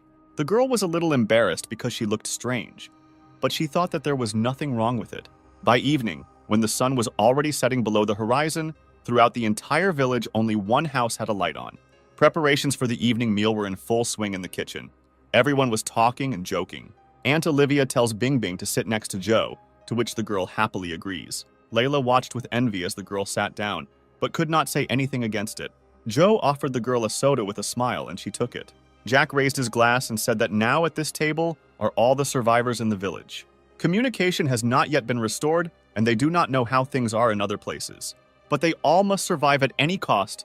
They have already survived a wave of zombies. This meant that they became one big family and they had to help each other in difficult times. And also, they must not only survive but also live in prosperity and well-being. Everyone raised their soda after such a speech and decided to drink to a bright future. Suddenly, the drink falls out of Zhou Ying's hands and she falls out of her chair. Derek immediately stands up and asks how she is feeling. The girl sweated profusely, her eyes turned red, and a barely audible roar escaped her mouth. With one glance, Zhou realized that something was wrong with his little sister. The next moment, the sister suddenly stood up and attacked the guy with a scream. She grabbed his hand with her teeth, but the guy was ready for this and activated his ability in advance. Everyone was surprised by the girl's behavior and were at a loss as to what was happening. The father tells his daughter to unhook from her brother, and he will settle everything if there is any disagreement. Behind the man, Layla was very frightened by this behavior, as if she had not seen this scene for the first time. Finally, Zhou Ying's impulse began to weaken, and the girl began to come to her senses. The guy asks how she is. The girl came to her senses and stepped back. She looked at the perplexed eyes of the others. Everyone was perplexed, and the father asked his daughter what it was. She was confused and did not know what to answer. Zhou Ying was embarrassed by the large number of eyes fixed on her and asked her brother to help her. The guy suddenly stabs his sister in the stomach. She did not expect such a turn of events. Taking his sister with him, Zhou said that she had drunk too much soda and needed to clear her head. Everyone looked with slight fear and surprise. They were simply speechless. On the street, Zhou Ying burst into tears because she realized that she had just almost attacked her family. The guy scolds his sister for her rashness and says that she is very lucky that after eating the kernel, she remained alive at all. The girl apologizes and says with sadness in her voice that she also wanted to have superpower. This time, even with the experience from his past life, Zhou was truly taken by surprise by his sister. He didn't even know what would have happened if he hadn't sensed something was wrong from the very beginning. The guy sighed and put his hand on his sister's head and said that he would teach her to use the new power. To begin with, she must close her eyes and think of the force as a flow of air that filled her body. The ability was already part of her instincts. And now, having this ability, she must open the world anew. The girl opened her eyes and the guy asks what she sees in front of her. Zhou Ying said that she sees the flow of life, and it seems that she could control this flow. She extended her hand to the plant in front of her, and it began to grow right before her eyes at great speed. The girl was very surprised that she accelerated the growth of the plant. Zhou replies that apparently it is, and the sister asks if he can do the same. The man was very happy because he had only planted these potatoes during the day. But now with the girl's ability, they don't have to worry about supplies. The girl was shocked by what she heard. She did not want her ability to be used for farming. She thought she could shoot laser beams, control thunder, or turn into a supergirl. But in the end, she is just a good farmer. Her brother was amazed at her imagination. Zhao knew that by eating the core, the probability of awakening the ability was very small. And the fact that his brother and sister received it was clearly not just luck. He thought it all had something to do with his ability. Morning came, and as expected, the rooster tried to wake everyone up. But suddenly there was silence as Zhou grabbed the bird by the neck and told him not to make any noise. The guy asks where Uncle Nu got the rooster from. The man replies that they also have a chicken. He personally raised them so that later she would lay eggs. A couple of years ago, the farm was short on workers, and he received a chicken and a rooster as a reward for his help. Hearing that there was a farm in the village, the guy immediately remembered that it was not so far away. Thus, they went to the main farm of the village, and after some time arrived at their destination. Zhou said they need to take as many birds as possible to breed them at home, and also take eggs with unborn chicks with you. Juan says that everyone on the farm is dead, and asks if they will suddenly turn into zombies. Even though they looked like they had been stabbed to death, there was always the possibility of danger. The guy reassures them, saying that zombies do not appear in the middle of the day, but the main thing is not to go into the basement, where the sun's rays do not reach. Juan says they still don't know what's going on outside. He couldn't believe that all the people there were dead too. Uncle Nu replies that people have many effective weapons, and maybe help will soon reach them. Zhou says that it is better for them not to have high hopes, because the worst thing is not the zombies themselves, but the virus, the consequences of which go far beyond the scope of human imagination, and they could only rely on themselves. After some time, Juan found an incubator and told her companions to look at their number. Uncle Nu was very happy about this discovery, since it meant the success of their foray. The guy asks the man if these eggs are suitable, to which he replies that it is possible, under the right conditions, to carry out artificial incubation. Juan says that there are a lot of eggs, but there are not a single chicken, and this is very strange. Zhou agrees and says that if they all died, then at least the bodies would remain. Suddenly, they hear a sound from the entrance and turn around to see what it was. It turns out that it was a goose. It made sounds characteristic of its species. Everyone was surprised by the sudden appearance of the goose. Juan was very glad that there were surviving animals on the farm. He asked Zhou for a bag and said that he already had experience in catching birds for slaughter. The young man suspected something but decided to remain silent for now. Afterwards, the man began to carefully catch the goose and tie it up. He quickly managed to cope with the task and easily immobilized the goose. But suddenly the bird opened its beak and turned into a monster. Zhou reacted in time and saved Huang from the zombie goose. The man started sweating and asked what it was, but they didn't have time to talk since they had to leave. Once outside, they stopped abruptly and were surprised by what they saw. A whole flock of hungry zombie monsters rushed towards them, who surprisingly were not afraid of the sun. It was very difficult to resist the birds, since there were so many of them. Zhou, noticing the escape route, called the men behind him. They began to run away as fast as they could because they did not want to be eaten. The guy understood that Huang and Uncle Nu were too slow, and at this pace they would definitely not be able to break away from the mutated geese.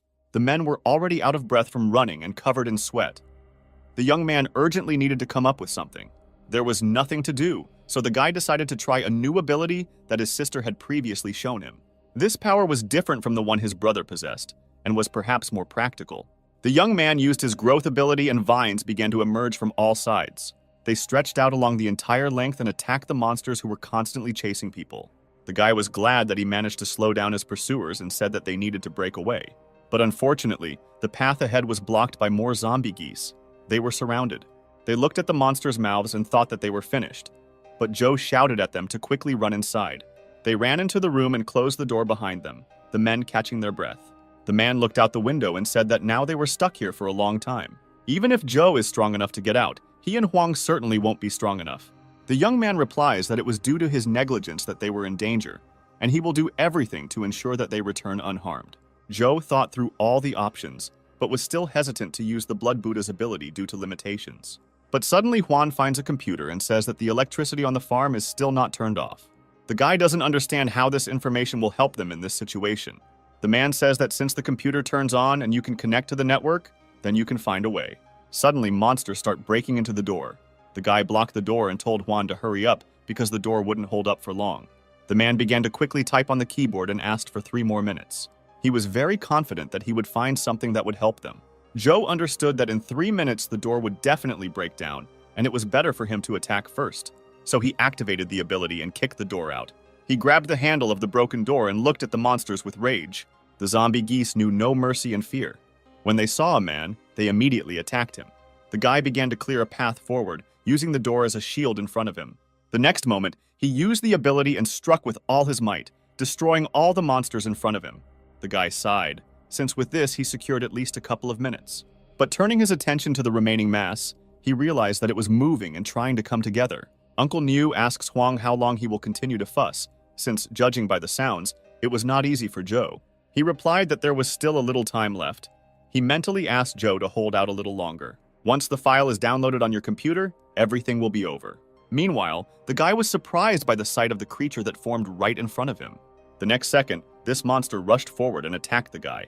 It had enormous power, and Joe's ability was not enough. The young man flew back, and from the strong push, his throat began to bleed. At that moment, Uncle Nu came out and told the guy to run away with Juan, and he would try to detain this monster.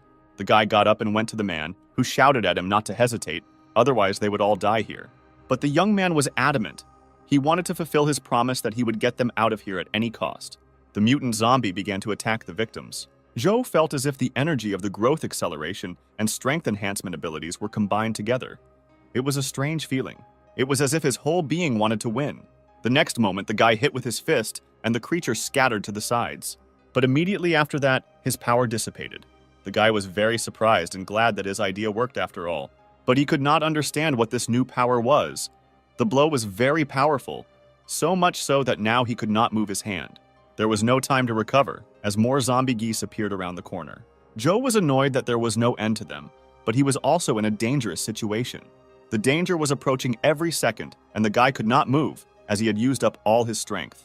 Suddenly, music began to play throughout the village, and the zombie goose heard it and stopped a few centimeters from Joe. The melody was familiar to the monsters, and they ran back in a hurry. Juan leaves the room and asks if everything is okay with them. Uncle Nu in response asks if he turned on these sounds. The man replies that he really did. These sounds indicated the beginning of feeding on the farm. Since all the animals remembered this melody, they immediately ran to the feeding place. Fortunately, he made it in time, but they will never come to the farm again. They were very lucky that the chicken eggs did not break. Juan asks when the man managed to take them, to which he replies that while he was busy catching the goose, he managed to grab a few. Juan asks if these eggs are mutated. Uncle Nu replied that this cannot be, since these eggs are no more than a week old, and those monsters would not have time to lay them. Joe sat in the back of his pickup truck and thought about the new power he had recently unleashed. When they arrived home, they held a general meeting. Zhou Ying asks everyone to pay attention, as she wanted to outline the further plan of action. For starters, the security group, which is responsible for patrolling and building protective structures. It included Commander-in-Chief Jack, Juan, and Derek. Then, the agriculture group is responsible for growing crops and raising livestock. It included Uncle Nu and the girl herself, since she had a very useful ability and, as a farmer, would do everything at the highest level. Next came the resource distribution group, which kept records of the expenditure of supplies and resources and also planned their use. Olivia and Layla were in charge, and last but not least is the intelligence group, the eyes and ears that search for resources and analyze the environment. In this group were Joe and Bing Bing. Thus, the meeting was over, and everyone had their role and task. After some time, the young man collected everything he needed in his bag for his foray outside. The guy took everything that could be useful: grenades, Molotov cocktails, first aid kit, weapons, since it was impossible to repeat the mistakes of the past. Suddenly, he hears someone calling him in a quiet voice. It was Layla. She quietly approached him and pressed herself against his back. The girl asked the guy to take her with him. The guy does not understand the reason for such a request. She tries to find the reason and says that she is afraid of Zhou Ying, as she can turn into a zombie. The girl adds that she just wants to go with the guy. She knew every corner of the village and could be useful. Layla says that there are plenty of supplies there, and they can run away together. They will definitely be able to hold out until help arrives. The girl would rely on the guy for everything, and no one knew the place except her. Looking forward, the girl saw the guy's blood-curdling gaze in front of her. The guy was very attached to his family and did not tolerate any disrespect towards her, and the girl suggested that he leave his family. He says that if she says that again, she will fly out of their house. In addition, he reminds him that it was she who left him that time. Coming out of his room, the guy sees Bingbing standing at the entrance. The girl was a little embarrassed and asked the guy if they could move out. Joe agreed and they left. After some time, they arrived at a small lake. There was a fishery here at a very great distance from the nearest settlement. Bingbing says that because of this, there were probably few fishermen here and asks who opened this farm. Joe replies that this place belongs to that same guy, Lin, and he adds that he found this place by accident. The girl is interested in the reason for Lin's contempt for Joe. The guy replies that it all started in high school when he didn't want to obey someone just because of his family's money. And then Joe began to communicate closely with Layla, and Lin tried to show off in front of her every time in order to woo her. Bingbing says that Lin didn't like Layla because he often insulted her in public. The guy said that Lin's goal was only to take revenge on him, and Layla is free to be with whomever she wants, despite the then rumors of their marriage. Joe says that it was the adults who planned to marry them, since they communicated so closely without even asking them. The girl finally understood everything, although she did not understand how such love could lead to marriage. Suddenly, the girl felt something, but there were no signs of danger on the water. They came to a garage and there was a large storage area in the basement. However, the passage defense was very high, like in a bank. The girl asks the guy what to do next. The guy replies that they should try their luck anyway. But in fact, in a past life, he was already here, hiding from zombies. He was able to hold out for a long time on supplies. But in the past, he came when the power was already out, and the guy managed to turn on the backup power source in time to prevent the food from spoiling. This time, there was no power outage. Perhaps something had changed due to the fact that they stopped the first wave of zombies, and there was a possibility that there were survivors here. Suddenly, he hears a girl scream and asks her what happened. She replies that everything is fine, and she was just not careful. Bingbing says that fish heads are too strange and asks the guy what kind of fish they are. Suddenly, the fish's pupil twitched and turned crimson red. Zhou rushed forward sharply as he immediately realized that these fish had mutated into zombies. As soon as the guy touched the fish, it hit him with a stream of water. The young man did not expect such a sharp and strong attack, and the next second he flew into the wall. Judging by the strength of the monster, the guy immediately realized that it was a second-rank zombie. Bingbing stood in front of the guy, ready to protect him, and asks what they should do next. The guy shouts that they need to leave because they can't cope with the monster, but suddenly he hears a sound from the entrance. He was very surprised when the vault door closed and they were trapped. The guy took a knife out of his bag and rushed to attack, since they didn't have time to mess with the door. He had to deal with the danger first. Bingbing could not help and watch the battles, hoping that the guy would cope. The knife cut into the scales of the fish, as if into iron armor without cutting a drop. There was no way the guy could cut through these scales with force. The creature was completely covered in scales, but it must have a weak spot. After analyzing with his own eye, the guy realized that the weak point of zombies is the gills. Zhou made a dash and found himself behind the zombie, and then pointed his knife at the weak point of the fish. But suddenly, when the knife was already very close, mutated worms appeared. They usually lived in the gills of fish and coexisted together, protecting the host in times of danger. The guy's attack failed, and the fish wasted no time in attacking him with its tail. The next moment, the guy flew to the side, receiving injuries. The fish immediately approached him and wanted to attack him with a stream of water.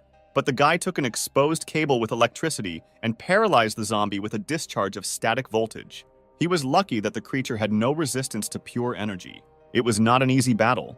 The guy grinned at the fact that even though everything was different from his previous life, but basically these were not key events. It was obvious that someone had deliberately placed this mutant in the vault. Bingbing asks if the guy is safe, to which he replies that everything is fine and they need to return quickly, since it is not safe here. Trying to turn the door handle, it did not yield to the girl's efforts. She was amazed that the door did not move at all, as if someone had locked it from the outside. Zhou activated his powers and asks Bingbing to step aside. The next moment, he hits the door with his fist with all his might. After all the dust had settled, they saw that the door was safe and sound. The material of this door was as strong as a bank vault, and also underground. It was not easy to open it with brute force. Joe says that this was the strongest blow he could unleash at the moment, and apparently there is no way to open the door. The guy is tired and adds that he needs to rest a little. The girl tells the guy to rest, and she will examine this place. Perhaps there was another way out. Joe was resting, sitting in the corner near a pile of stones, when he suddenly opened his eyes. Since Bing Bing arrived depressed, she found nothing even though she looked through every corner. Unfortunately, there was no other option in this vault. The temperature in the storage facility was about -18, and even if they withstood the cold, they would sooner or later run out of oxygen. There was no time to hesitate, and the guy stood up, saying that he would try again. Suddenly, Joe notices the cannonball that the girl was holding. She asks him if she will gain powers like him if she eats it. The guy, worried about the girl, suddenly grabs her hand and says that this is too dangerous. She will not be able to use her ability constantly, and moreover, the effect is limited. Bing Bing says that if this continues, they will die here, so she asks the guy to let her risk her life. Take a risk and hope that he can survive, and the awakened ability will allow them to get out of here. Receptivity is the ability to awaken Bing Bing in a past life. He didn't know if anything would change this time because of the guy's intervention. Joe asks if she is sure. He thought that since she showed courage, he should not be afraid either. Bing Bing says that in the past, she would have been scared, but now she is ready with him. It was already evening outside and the sun was setting. Jack and Derek searched for the missing, but no one responded to their call. Suddenly, they hear a loud roar. Jack asks if the zombies should be afraid of the sun. Derek says they only appear at night, but something was clearly wrong here. The next moment, they hear Juan scream and run towards him. They didn't know that someone was listening behind the tree. In his memories, Joe saw a destroyed city. The guy was on the roof of a destroyed building in a dream. A voice from the side wakes him up and asks him to wake up quickly. Opening his eyes and looking to the right, he sees a girl with a rifle in front of him. This girl was Bing Bing. She commanded him to get up, because she had a job for him. She noticed 4 huge zombie dogs of the 4th rank and 2 tigers of the 6th rank. The guy said that because of them, a lot of zombies would gather here in about 20 minutes, and they needed to notify the others. Bing Bing says that they won't make it in time, and only if she can deal with the leader, she can gain some time. The guy does not agree and says that as a captain, there is no point in staying here. The girl says that Joe's abilities have not yet awakened, and his presence will only interfere. The guy was saddened that after eating the zombie core, his ability had not yet awakened. The guy reluctantly tells the girl that she simply must survive. The girl smiled and nodded to the guy, and the sun's rays illuminated her beautiful face. Suddenly, the guy wakes up from his sleep as the girl woke him up. Waking up, the guy notices that something is wrong with the girl and asks why she is all on fire. Bing Bing herself doesn't understand what's happening, but it was hard for her to breathe. She sweated profusely, and her whole body felt like it was on fire. The girl could no longer endure this heat. Joe asks to wait a little while he brings some ice, and he asks the girl to stop undressing. She replies that she can't and asks him not to look. The guy says that he didn't look and immediately turned away. After a while, he asks how she feels. Bing Bing says she feels much better. The next moment, she added that she saw zombies. There were a lot of them. Joe tells her not to panic, as that is her ability. The guy was convinced that he had no influence on anything, since the girl had this power in a past life. The girl says she sees a whole bunch of zombies underneath them. Joe is surprised by what he heard, as he did not know that there was something below. After searching a bit and moving the shelves aside, they found a secret passage down. There really was a staircase leading down. Having gone down, the girl asks what the smell is in this passage. The young man says that it is the smell of sulfur, and that the Lin family used fishing as a cover to illegally store gunpowder. It was not surprising that all the doors and equipment were still working. Apparently, they had spent a lot of money. Suddenly, they hear the roar of zombies who were walking aimlessly around the room. Joe says that it is too dark here, and he is counting on the girl, who is surprised by such a statement. The guy took out a knife and encouraged Bing Bing, saying that they would succeed. The girl, after listening to him, activated her ability and became serious. She told him the zombies' location, and the guy at the same moment destroyed them, clearing the passage. Thus, they continued to go deeper and neutralize all the attacking zombies. Finally, after some time, they reached a locked room and entered it. There were a lot of boxes, and the girl asks what they should do next, since they have reached a dead end. After looking around, Joe said that if they swam through, they would end up right in the pond outside. So they blew dust through the pipe and into the waters of the pond. Bing Bing was very happy that they could finally get out. Suddenly, a huge zombie fish appears next to the girl and grabs her. Joe grabbed the girl's hand and tried to pull her out of the monster's mouth. But despite all his efforts, Water was not his element in the end. The grip weakened, and the fish carried the girl away in its mouth. The guy watched Bing Bing lose again and couldn't let it happen again. This time he was not going to leave the girl alone. The young man activated his ability, and kelp vines began to appear from the bottom. They grabbed the fish from all sides, but the monster resisted. The girl was running out of oxygen, but she saw Joe trying to save her.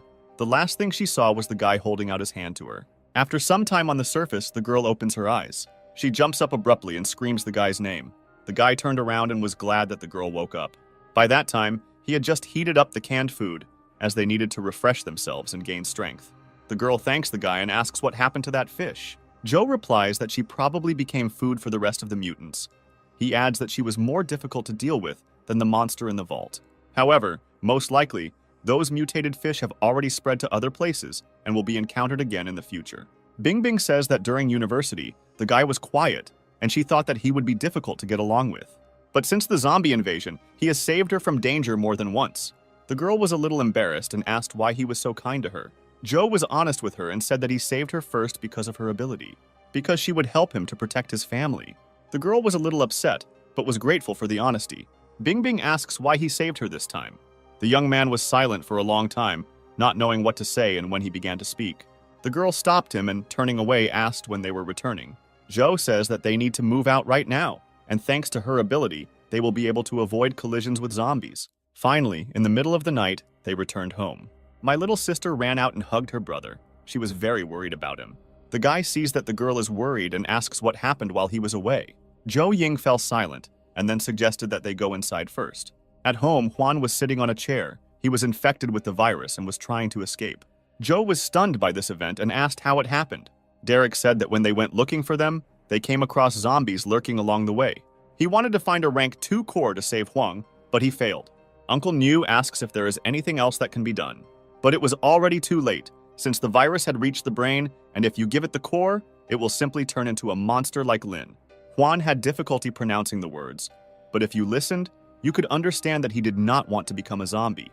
He shouted to the guy not to doubt and decide quickly. Joe understood that there was no choice, and he would have to be neutralized. Suddenly, he remembers something, and there was still hope. He turns around and asks Olivia, his mother, to come with him. He took out the core of the zombie fish and told it to quickly eat it. The woman asks where he got it, to which the guy replies that he got it on a sortie. He hurried her so that she would quickly eat the kernel. The mother says that she is not infected and does not understand why her son asks her for this. At this moment, he hears a roar, and Derek says that he will not be able to hold Juan for long. Joe understood that something urgently needed to be done before his mother's ability awakened. At this moment, the zombie breaks the ropes and frees itself from its shackles. He asks Joe to kill him quickly before it is too late. The guy mentally apologizes to Brother Juan and was ready to strike. The zombie was also mentally prepared and no longer resisted. At that moment, Olivia activated her ability. She immediately used her ability and healed the zombies. Juan became human again. He was very happy. Everyone was surprised that Olivia suddenly awakened her ability and began to look many years younger. The girl didn't understand why everyone was staring at her like that. After some time of explanation from Cho, everyone understood where Olivia got her ability. Joe Ying was delighted that thanks to her ability, her mother became a beauty. Derek asks if she can turn all the zombies into normal people now. But Joe said that this ability can only heal those who have not completely transformed, and ordinary zombies will simply die.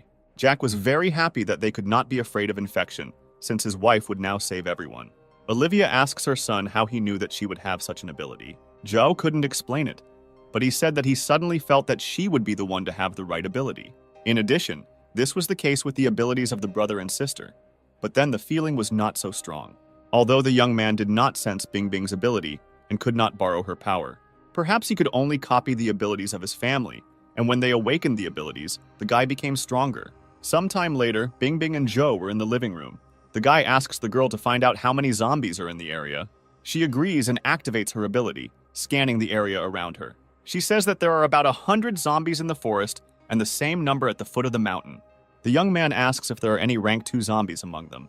The girl nods affirmatively and says that she sees at least 3. Suddenly, Bing Bing notices that all the zombies began to move and were moving at the same time. It was as if they were gathering in one place at someone's call. Suddenly, the girl screams, seeing Lin. All the zombies were heading towards him. The guy saw with his own eyes how he was torn into pieces and doubts that the girl saw him. If it really is Lin, then he is the one who locked them in the vault. And also attacking Juan and the others was part of his plan. Bing Bing asks what to do next. Perhaps he should inform the others to be careful. The guy says that Lin is probably now gathering a bunch of zombies to attack them. But instead of waiting for him to attack, they would attack first and take him by surprise. Peter, waving a flashlight, looked around the forest, saying what he knew for sure about his old enemy. The old enemy had not been seen for too long, but he understood that he could not stop the search. And suddenly a villainous male voice was heard. It was he, Louise, the same one who was torn to pieces at the last meeting. With his devilish smile, he gloated at the hero and was surprised that Peter himself had come for his death. His words received a strong response. The killer of the dead arrogantly said that he himself almost died last time. You can immediately see how angry he was with him as he yelled at him to shut up. After his screams, not even a second had passed before he pounced on his old enemy, Peter, who blinded him with a flashlight and did not think to dodge. But he shouldn't underestimate Louise. During this time, he'll gain quite a bit of strength and can easily pierce Peter's throat. But our hero is not so simple as to fall for such an obvious attack. He literally saw his every move. The ringing whistle of the blade as it was released from its sheath ran through the air, and the vile zombie was cut to pieces.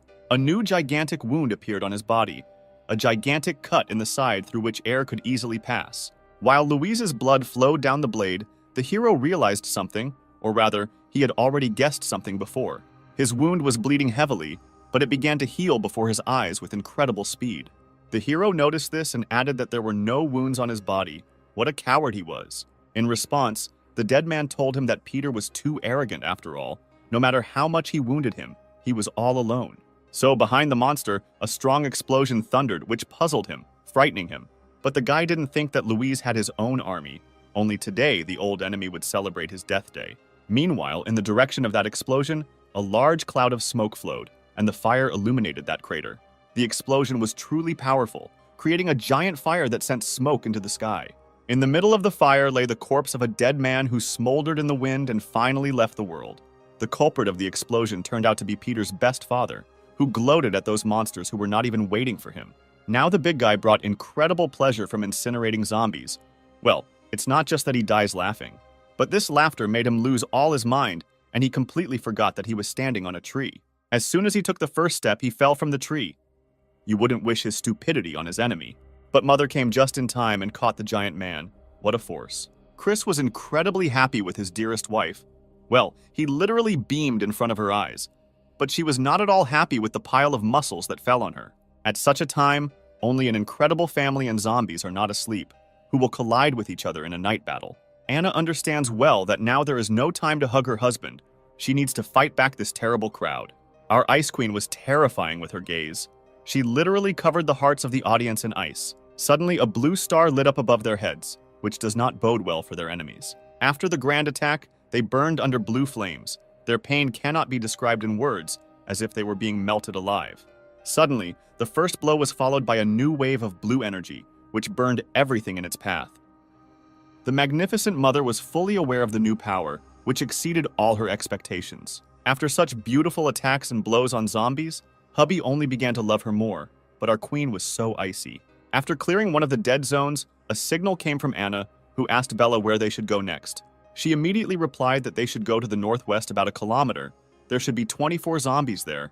Then my mother asked how their situation was. She answered the question by saying that everything was fine. They were all in the basement, and there was a guard at the entrance. Then Bella asked how brother Carl was doing, whether he was coping and how he was doing. He replied with some arrogance that these weaklings would never be enough for him alone. The old man, laughing, added into the radio that these zombies never dreamed that their whole family would come to them. Brother said that the reason for everything is their headquarters, Bella, who perfectly informs them and makes their work coordinated. Everyone agreed with Carl and Chorus, and someone even offered to make her the commander of the detachment. The heroine was flattered by all the words. Suddenly, something shocked her. With her abilities, she looked into the battle towards Peter and Louise. It was not at all easy for the Deadman to fight against the hero. He literally surpassed him in everything. The boy looked arrogantly down at the enemy. A fire of confidence burned in his eyes that Louise could not repeat. He was shocked by all this. Everything was written on his face. He could not even imagine such power from Peter.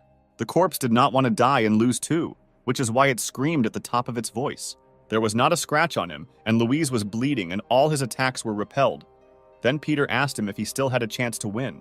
At the tip of his finger, incredible energy flowed. As soon as he pulled the trigger, the end of the main antagonist would come. But the vile Louise didn't think so at all. His terrible smile that shone in the darkness of the forest said everything for itself. That grim smile was followed by a scream into the radio from Bella, who warned that 3 second-rank dead men were approaching him. Immediately after this, 3 giant rats stood in front of him, blocking the path to Louise. He was shocked by the sudden appearance of 2 rank 2 rat monsters, but he well understood that they had no fighting strength or experience at all. Then the hero asked the enemy if he thought that he would defeat him with a crowd of rats. Louise was up to something very bad. That villainous grin spoke of all his intentions. To all this, he received a strange answer from the monster. Louise said that these rats were not for Peter at all, but for himself. Afterwards, the rats lay down on the floor, and he asked the hero to look more carefully while he pulled them out of their bodies. And he pulled out those same crystals, 3 crystals, but it's not at all clear what they were for. It was worth asking the question of how he eats crystals in order to increase his rank at the expense of the power of those rats. At that very moment, he turned into a devil in the flesh. His gloomy smile became even more terrible. He finally achieved the 3rd degree of transformation. The night continued. The blue crescent moon covered everything around with its pale light, even the giant mountain peaks that pierced the heavens. This creature has become even more dangerous. A zombie mutant with the 3rd rank is not at all what it was before. Our hero thinks the same thing, realizing that he has a high-ranking zombie in front of him, which means he will have to hit hard. After these thoughts, he thought no more and instantly surrounded himself with blood-red energy.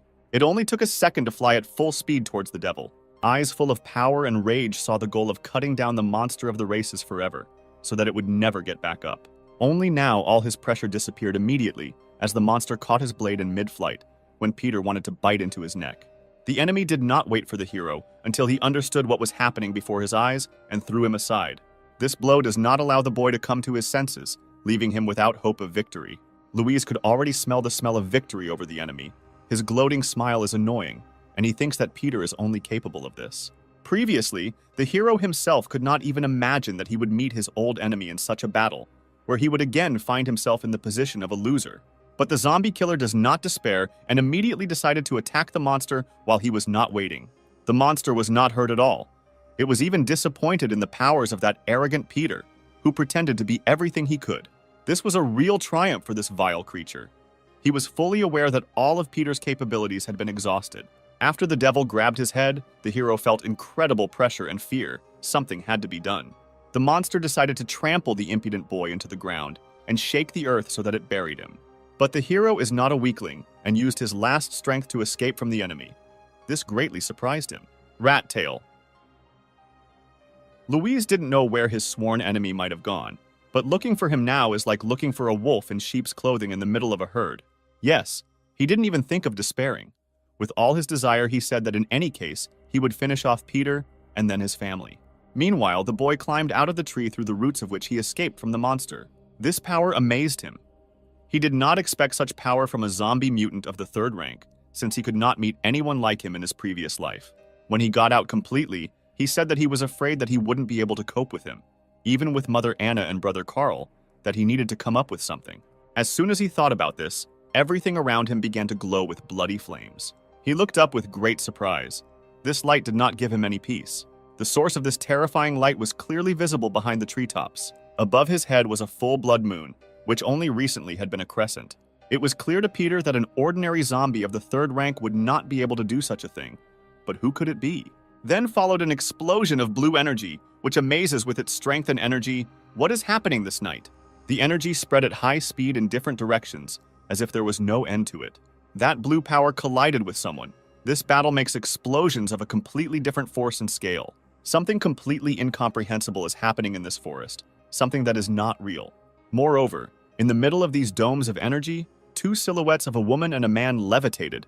Were they really to blame for all this? Only no one gave Peter the opportunity to get stuck into the battle of 2 godlike monsters of power, and the devil appeared behind him. The zombie killer is trying to turn on him to do something, but now he just has to do something. And the villain was very upset because he understands that the hero completely underestimates him. After those words, the demon sent the boy into space with his rat tail so that the air began to tremble. He broke all the trees in his path. They collapsed like sticks that teenagers break over their knees. The impact was too shocking. At such a speed, Peter destroyed a large boulder that had stood there for thousands of years. As soon as he makes a few more such swings of his tail, there will be nothing left of the local landscapes. It was not easy for him. With incredible heaviness, he crawled out of the stone. He was literally imprisoned alive in the stone. Only Louise came up to the hero in a few moments, and poking his finger on his forehead, asked why he didn't use his abilities to escape. "Well, if he can't escape, then he'll die so easily," said the evil devil. Suddenly, his words were followed by an explosion from those godlike monsters who had been fighting until now. There are too many unknowns in this forest. In this case, something inexplicable happened. The guy had a feeling that time had frozen. Everything was frozen, no one could move, otherwise he would be dead. He realized that he could not move, but his abilities were completely under his control. As soon as he realized this, Peter began to gather energy at his forehead in order to reproduce a beam of incredible power. That beam from his forehead pierced through the malicious Louise. He did not even dare to expect that such a setup would occur in such a case. But those deities were clearly on his side. At the most inconvenient moment, they seemed to deliberately stop everything, and immediately everything dissipated. Time resumed its course as soon as the monster realized that something wrong had happened, and Peter had injured him. For him, it was a terrible pain. His eye disappeared, and it was an incredible burden for him to endure. Louise was definitely haunted by a curse that even now did not leave him alone. After this battle, the scoundrel fled into the depths of the forest. We won't see him for a long time. His strength was leaving him. His eyelids were getting heavy. His mind was becoming clouded. And at the moment, time stood still only for him. The last energy that kept him on his feet ceased to work, and he fell while Brother Carl tried to call him. The boy was very worried about Peter. He wanted to know if he could get up, if he was safe, and how he was feeling. He was not at all interested in his well-being. The hero wanted only one thing, to catch up with that monster Louise. And all because the whole world is changing. Those deities whose abilities are difficult to imagine, they are obliged to catch up with them. And again, he was plunged into the memories of one of his lives, when he was in the survivors' camp. The hero in those days turned out to be a prisoner of the people of this camp. It was not for nothing that he was tied up. Suddenly, one of the guys spoke to their boss. As it turned out, there were no more survivors in his village. Their boss looked very scary, but he could still smile and asked how many zombies there were in Peter's village. From the outside, the hero looked very shabby. Initially, he remained silent, as if he was thinking about the question. After some thought, the answer came. Complete horror was happening in their villages. There were too many dead people, 1,000 or more. The survivors of the camp were not at all surprised by his words. They considered this number to be a very trifle, and the village as just another garbage dump. Like everyone else, their boss wasn't laughing. He was wondering what ranks those zombies had. With his head down, Peter reluctantly said that there was one of the 4th rank there. His eyes shone with lights. He was very interested in his words, but still asked him to try on some chains. Turning back, he noticed something was wrong. People were tied with chains on wooden posts. It reminded him of something. Skinny people, they constantly work. They look like homeless people from landfills. Are they really slaves? The hero thought. He was fully aware of the fate that awaited him if he remained here and decided to flee from here immediately. Only the trouble is, a wall of fire appeared in front of our hero, burning sinners in hell. Is it really because of his attempt to escape that he is already in the next world? Yes, the terrifying godlike man got angry with the guy, all just because he wanted to escape. The zombie killer was horrified. He had never seen such power and abilities before. His eyes said everything for themselves. But only the boss's gaze was much more terrible. He called himself and others like them superhumans chosen by the gods. They are here for ordinary people to be their slaves. Finally, Peter got out of the terrible memories, during which time he arrived at a place where there was a strange glow that night. He was simply sure that it was all somehow connected with those with abilities. Brother Peter doesn't remember much about those who gained special skills, but those who reached the high stages were still those scum. The hero wanted with all his might to understand what was happening here and noticed a mysterious crater, in the middle of which there was something shining. From the middle flowed a large stream of energy that appeared out of nowhere. Looking down, he was very interested in the picture that was happening in the crater. Clearly, this forest was not an ordinary one. He thought that it was the fault of this crystal that caused the crater to appear. It was emitting too much energy. When the hero fully examined the crystal, he was plunged into horror. A drop of fear ran down his cheek, and everything around was covered in darkness. He is consumed by a strange desire to devour this thing. It attracted him too much. He did not understand anything. Suddenly, someone touched his hand and ordered him to get away from here. What kind of wanderer? Could it be the one who made those bursts of energy yesterday? It didn't take even a second for the hero to jump out of the pit. This place is shrouded in mystery that needs to be revealed. The boy was not afraid. He acted calmly and instantly used his abilities to escape the unexpected attack. All in darkness, Peter asked this stranger who this daredevil was. An unfamiliar silhouette walked along the bottom of the crater in a hovering cloud of dust. He was also surprised by such a guest. He looked like an unremarkable man, but his scar was very easy to remember. In fact, the man was surprised that he survived here. But Peter is not a weakling, just a moment, and he put his hand to the enemy's neck. The stranger was amazed at such a reaction. Afterwards, he noticed potential in him that definitely needed to be developed. This man with the scar was too strange. Finally, the hero asked him to let go of his hand and finally tell him who he was and why the hell he was here. Scar listened to him, raising his hands. He said that so be it, she would present herself to him. He stood up, put his left hand to his heart and introduced himself. His name was Quint. This hero knows how to surprise. Just as suddenly as he appeared here, he says that he has rank 3 abilities. Immediately after this, a powerful blow followed from the guy whose fist was charged with incredible strength and power. It was clear from his face that he was not very happy about such an attack from his guest. As soon as his fist came close to his face, the enemy dissipated into atoms, and again our teleporter slipped out of our hands. The strong impact was followed by a large stream of particles. This ability is great. One moment and particles began to gather into our stranger, as it turned out. With his words, he was trying to provoke his guest.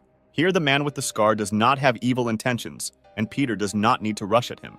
His target here is the crystalline core in the middle of the crater, but what's so special about it? This is exactly what the guy decided to ask, who is still perplexed by what is happening here. In fact, Quint thought that he knew what kind of crystal was here. It was there for a reason. Still, he understood that Peter had recently acquired his special skills. He had nothing to answer to this. Silence reigned in the forest. Only the warm breeze straightened his hair. He compared this crystal to a strength enhancer in computer games. The man with the scar surprises. As ability holders, they must increase their rank, which is precisely the reason why they kill zombies and absorb their cores. But in this way, only the 4th stage of ability development can be achieved, says Quint. Then he gave away part of the crystalline core, which Peter looked at for a long time and could not look away. Then he began to wonder why he gave it to him, as if for a reason. What did he need?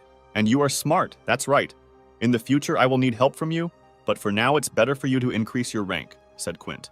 And finally, while his body was splitting into particles, he said that deities still exist in this world, and they are real. Then he disappeared, followed by a giant crystal, which crumbled into many particles and disappeared. The last phrase of the wanderer with the scar greatly struck the hero. He was puzzled. What kind of deities? What is he talking about? What is he raving about? Peter asks questions. Now he was again left completely alone with this crater and the whistling wind. Until now, he could not move away from his words. He looked at the ground and tried to imagine those gods who were spoken about more than once. He's completely crazy. What's in these bastards' heads? What kind of deities are there exactly in our world? Puzzled Peter asks himself. Almost the same thing was said by that scoundrel who called himself, and those who awakened their abilities a new milestone for humanity, the pinnacle of evolution. So if these were gods, then the end of the world was somehow connected with them. This meeting gave rise to even more questions. After much thought, blue energy began to ooze under his feet. Perhaps an enemy attack or a new ability. This radiance intensified, as if thousands of spotlights were burning in front of him, blinding him in the eyes. There were thunderclaps all around. An incredible burst of energy appeared out of nowhere. A strange ball appeared before his eyes, a clot of power that emitted too much light, like ball lightning. A strange crystal was floating in the sky.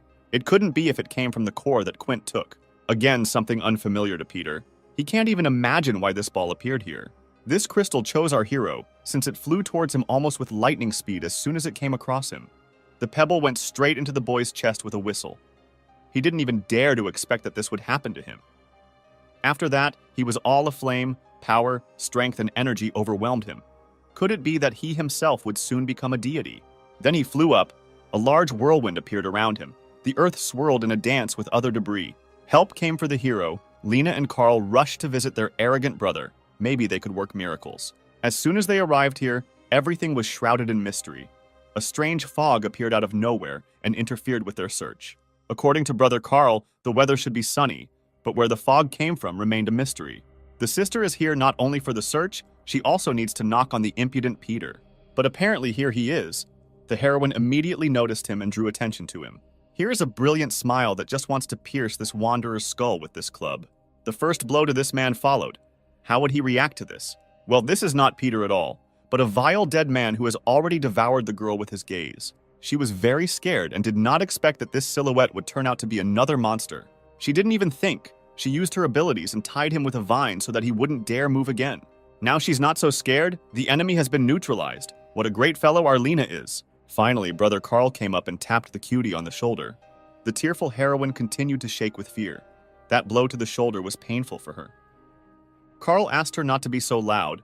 Then a strange silhouette appeared in the fog, which she immediately noticed. She asked Carl about the wanderer who wanders around like a ghost. Is it him? Lena asks. Carl was already beginning to lose hope that the girl would finally stop talking nonsense, saying that there couldn't be ghosts here. But the silhouette with a blue aura was approaching them.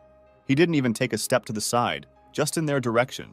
Bella became even more scared. She already realized that she would be waiting. They needed to run, but her brother stood his ground. But this aura continued to approach.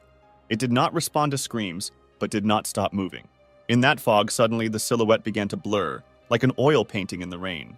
Lena tried with all her might to shout to her brother, but he had nothing to answer. As soon as the silhouette disappeared into the ground nearby, a large beam struck, as if many peals of thunder were hitting one place. The heroine could no longer find an answer to anything. She hoped that Brother Carl knew the reason and asked him about it. You can understand him. He himself doesn't know a lot about this world. But here there are giant explosions that you can get closer to. Finally, he told her to return home, and he would check this explosion himself. But Lena did not want to go anywhere. Carl told her that she obeyed him, but the capricious girl did not want to tolerate this at all. It's immediately clear from her face that she won't sit still here. It's not for nothing that she began to use her abilities. As expected, she used her skills to manipulate the roots of the tree. She then straddled the roots of the tree and asked Carl to slow down. The boy immediately noticed something was wrong when he realized that Lena was chasing him towards the explosion. So they arrived in time. The heroine also spectacularly arrived at the place, only the landing was not at all soft. Still, he asked her to go back, but she disobeyed and followed. She had a reason for this after all. It's dangerous here. The more people, the better. Only they didn't have time. Scared, Lena looked ahead and told Carl to see it too. Meanwhile, our hero was levitating in a strange sphere that exuded a lot of energy. It was as if that same crystal had imprisoned him. He could not wake up. This power enveloped him. Carl was worried about his brother, shouting at him. He tried to find out if everything was okay with him, but he didn't get an answer. He could not stand it, clenched his power into a fist, prepared himself for his strongest blow, and directed all this power at the sphere. This blow was incredibly powerful, but the ball didn't even crack. There was no reaction at all. It was as if he was pushed away from him. Such anomalies filled him with horror. What would happen to his brother? How was she there? Was he still alive? He couldn't understand anything. The blow was incredibly powerful, but he didn't do anything. Then the crystal cracked and broke into pieces. Was it all over? Was Peter finally going to wake up? Previously, he did not even dare to move, but now all this was followed by some signs of life. What is going on here? His clear eyes began to shine with blue fire. There were more and more mysteries. The giant ball began to dissipate, the energy began to fade, and the zombie killer finally rose to his feet. During this time, something incredibly strange happened. The same power flowed from him as from the crystal, and his gaze, there was nothing even to say. Only now our boy was already at home. After these events, he lost consciousness and woke up here. Apparently, he was dragged by Carl and Bella, who brought him to a house where it was safer. So he woke up. His gaze was as clear as before. Not what it was after all the spheres. The sister immediately noticed how Peter opened his eyes and was clearly very happy about it. It turns out that our hero lay in bed for a whole day, scaring everyone to death. They scolded him for going so far when he had not recovered. He wanted with all his might to find out what happened then, how he ended up here. There were so many questions and no answers. The sister answered him that they should ask him how he ended up being absorbed by the blue light and how he got into this giant ball. And again, this radiance in his eyes, he didn't understand anything anyway. And here is such news. As soon as he looked at Lena, he learned literally everything about her, all her abilities, stage of development, and what power she has, even how much she needs before the next stage. He was puzzled by the fact that, looking at his loved ones, he saw strange flags with their abilities. He decided to touch them and find out what was going on here, why he sees all their strengths. As soon as he looked at Mother Anna, he saw her skills, her age, how many crystal cores were needed before the new stage. He saw the same thing on his brother. It was clear from them that he did not understand his behavior. If we believe the information from his eyes, then higher stages require high-rank cores, but if not, then nothing is known. Even if he has a crystal core now, he cannot use it at the moment. From time to time, he realizes the harsh truth that he will have to become stronger, since they will come soon. Suddenly, the father approached the bed and ordered the boy to get up already. Only this brother didn't realize that his dad was doing something to him. What happened? Peter asked. But Daddy Allen is tired of watching his son soar in the clouds. He only just woke up and is still sleeping. And here are the abilities of the father who did not even awaken them. As it turned out, he will have gigantism, with a high chance of awakening. Finally, he stood up and said that so be it, he would get up. But in the depths of his soul, he was pleasantly surprised that he saw unawakened abilities.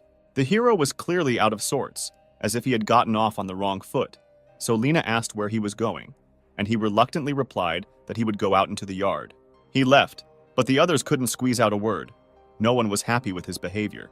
The sister did not understand at all why they waited with such diligence for him to wake up. Carl understood that brother Peter looked like he was thinking about something for a long time, so he shouldn't be disturbed. Meanwhile, Bella was carrying a plate with all sorts of goodies. It was immediately clear from it that she was glad that her beloved Peter had woken up. But she had just prepared dinner. What a coincidence. The hero is hungry as a wolf and will only be happy with home cooking. These two are just happy to see how that couple is having a nice chat together in the yard. But the truth is, as soon as they turn away, Peter is already with his beloved Bella. And the father can see that his son is worried because he doesn't have a girlfriend, while his brother and the girl are hanging out. Lena also added that Carl often took friends, but never girls. Meanwhile, Peter had already dined, and only crumbs and scraps remained from the food on his plate. Afterwards, he asked his all-seeing friend if she had seen Louise, how far away he could be. She replied that she had not seen their enemy for a long time, especially since Carl also went out to search, but to no avail. Then the heroine again noticed that Peter was thinking about something. She was upset by his gloomy appearance. And finally, she asked him this question: why is he so gloomy? It's not good at all. Well, he doesn't look like himself. Then she remembered when they were attacked by zombies. Everyone was in complete horror, but only you remained calm. In those moments, it seemed to her that he was capable of overcoming any obstacles, reaching any heights, literally capable of anything. And even if an enemy of any strength stands in front of his nose, the boy will cope with everyone. How sweet! She sincerely said that he could tell her everything that bothered him so much. After all, they were one big family. Peter was very touched by these words, especially since she included herself in their family. This will be a minute of silence before great embarrassment. Then she realized that she had said everything possible and began to try to get away from her words, but her excitement did not allow it. She and Peter are so close, or rather, no, she said with a face full of embarrassment. The hero understood everything well and was happy with all her words. No matter what she told him, he would always understand her. However, he also knew that those on the balcony were looking at this couple all this time, and they needed to talk. This puzzled them greatly. The trio did not say a word, looking at each other. Time passed, and they all went somewhere. While they were driving, he told everyone that they should collect zombie cores and absorb them in order to increase the stage of their abilities. All this time, he was thinking about how they could become stronger. He wanted to tell them something, but his heart wouldn't allow it. Anna was not at all calm in this situation. She didn't like what was happening here, and all because in peacetime, they could always live in harmony with each other. But after the end of the world, human nature takes over. Sometimes people trying to survive do things worse than any zombies. This is what makes us animals, says Mother Anna. It is for these reasons that they must become stronger, become more dangerous than any other danger, become more terrible than any nightmare. They need to collect resources, improve their stage of development, and increase their stock of weapons. Behind all this is the well-being of their family. Alan appreciated his son's words. It was right, says the old man. Then he continued, anyone who dares to attack them will have to choke on their blood.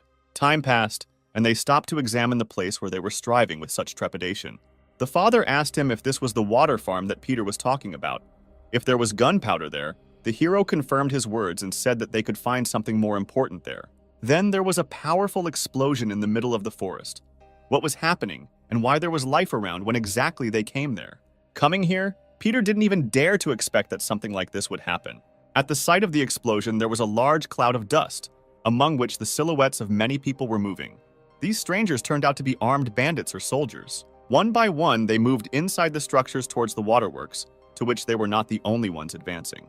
Lena also noticed them, but was surprised that there were so many of them. But the truth is that their number is amazing. It was not at all clear to Carl where they came from and what they were interested in here, what the goals of such a large-scale operation were.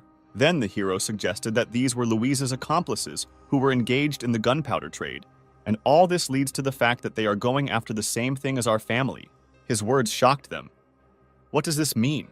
They will be left without resources, and these bandits will take everything.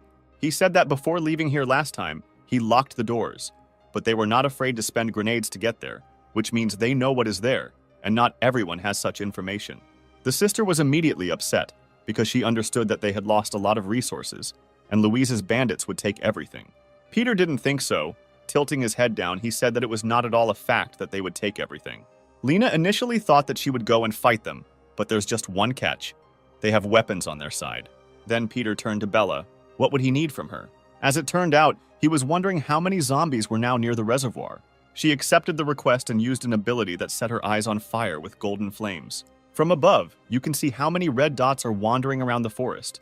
These were zombies, only there were somehow too many of them. There were 52 zombies in total, of which 45 were ordinary and the rest were second rank. But that's not all.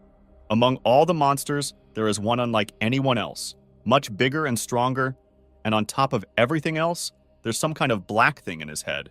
Apart from Peter, the entire family had never encountered third-rank monsters before.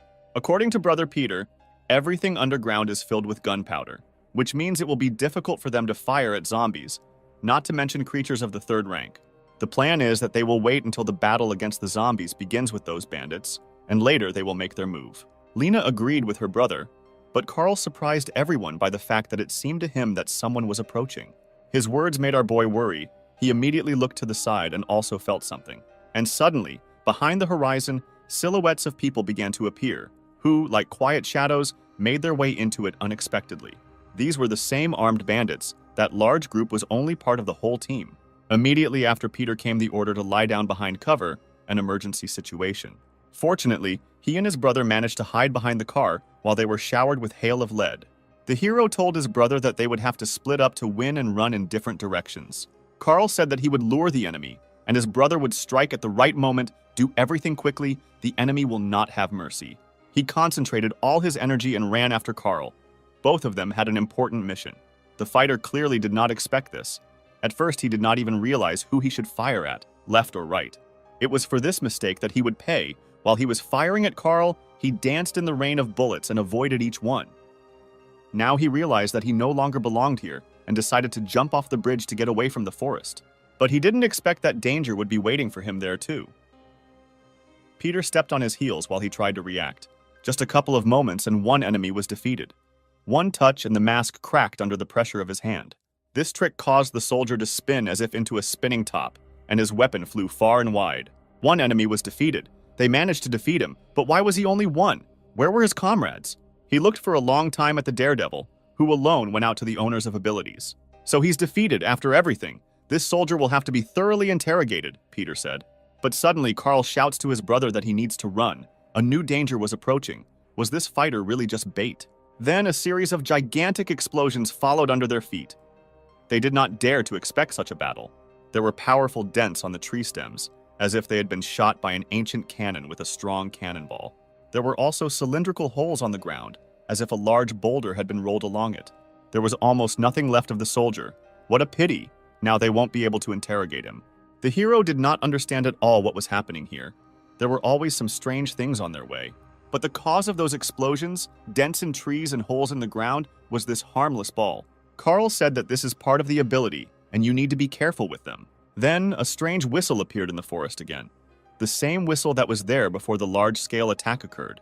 And so it happened. The same balls were rapidly flying towards them.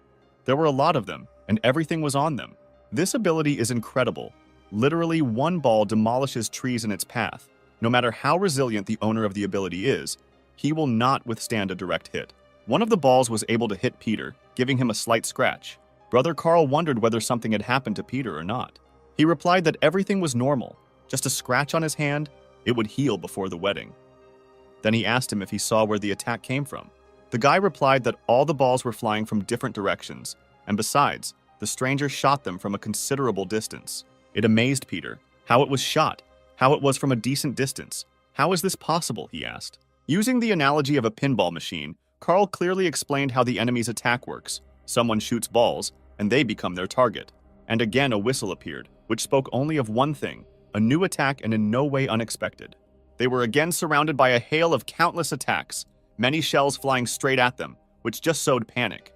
During this battle, Peter realized one truth: wherever they hid, the enemy would find them. It was only a matter of time. In the same way, he determined that they were actually shooting from a long distance, so it would not be easy for them to get close. But if they can always find them, then they too can always understand where the enemy is, the hero understood. Incredibly, someone had been spying on them from under the bushes for a long time. This silhouette would now be difficult not to notice. As it turned out, it was an ordinary zombie, which could certainly provide information to its owners. Not even a second had passed before the bloodthirsty monster was defeated by the hands of a zombie killer. For a long time, he squeezed the head of the monster, whose skull had long been cracked under animal instincts. The boy looked arrogantly at the zombies, and his head was filled with all sorts of thoughts. He wanted to understand what to do with the enemy at such a distance. Meanwhile, Carl noticed that the shelling had stopped. It cannot be that this particular zombie is the owner of the zombie, so the danger still exists. You need to be on alert. He realized that he might be right, since the real enemy could use this zombie for surveillance. The brother suggested that there could be two enemies, but in reality there could be more. Suddenly, from the side of the road, we hear the cry of Sister Lena, who called her brothers to come back quickly. And all because the armed people from the storage facility began to move, and they could notice them. Carl was shocked. How quickly time flies. They already need to hurry. Peter did not go far from the younger one, and was also amazed at the speed of those bandits. The brothers agreed and went to the car to discuss a plan for further action. After all, one cannot act at random. Meanwhile, the same enemy archers who threw balls at the heroes are now embittered for allowing them to escape. One of the villains blamed his fat partner. It was his fault that they lost them, and they were going to play for big. While his comrade scolded him, the fat man painted his lips and preened himself, saying that those handsome guys were clearly very strong. The races were able to so easily deprive them of their attack. In addition, the mustachioed devil with painted lips did not look like a villain at all, more like a small child who took his mother's cosmetics. But all this is not so important. Crescenti wondered why his comrade killed that guy. He replied that they could shift their guilt onto those two, and the death of one civilian would not incur anything at all. While they were arguing, poking each other with lipstick and a cigarette butt, some old man ordered them to stop this farce. It was the four-eyed one who showed them that they had opened the gate and they could begin. Then we were taken to the house of our beloved family. It was here that they decided to discuss everything that had happened. They all understood that no one was following them. There were no signs of surveillance. They didn't even drive a car. Lena said that they fired precisely at them, not a single miss. Fearing, she asked the question whether they could get X here too. At the same time, the hero leaned on the table and thought for a long time. He couldn't even imagine how all this happened. Now they will not be able to attack them, all because they will be busy extracting resources. This is their main goal while they are safe. But as soon as the bandits seize the vault, they will immediately come for both the hero and his family. This terrified them. How long they would have to wait. How much time they would have to become stronger. The girls were also scared, because with such a resource of gunpowder, the bandits could turn the entire village into ruins. Even the smart girl Bella was shocked by Peter's words. Even he himself did not know what a bad situation they were in. Then Lena remembered how her brother said that all the gunpowder is underground, which means they won't be able to shoot. And besides, they have a creature of the third rank there. It won't be easy for them. With such confidence, she was still very worried, since they could already kill all the zombies at the reservoir. Later, Carl added that there were no cars nearby, but among the military there could be holders of abilities who do not even need weapons to defeat zombies. It was then that Lena completely despaired. And what should they do, she asked. But Anna and Alan were ready to give up their backs if enemies were aiming at their family. All they had to do was get close, and they would recognize the wrath of their mighty father. He immediately asked his daughter to help him make weapons from gunpowder and to prepare the gunpowder itself.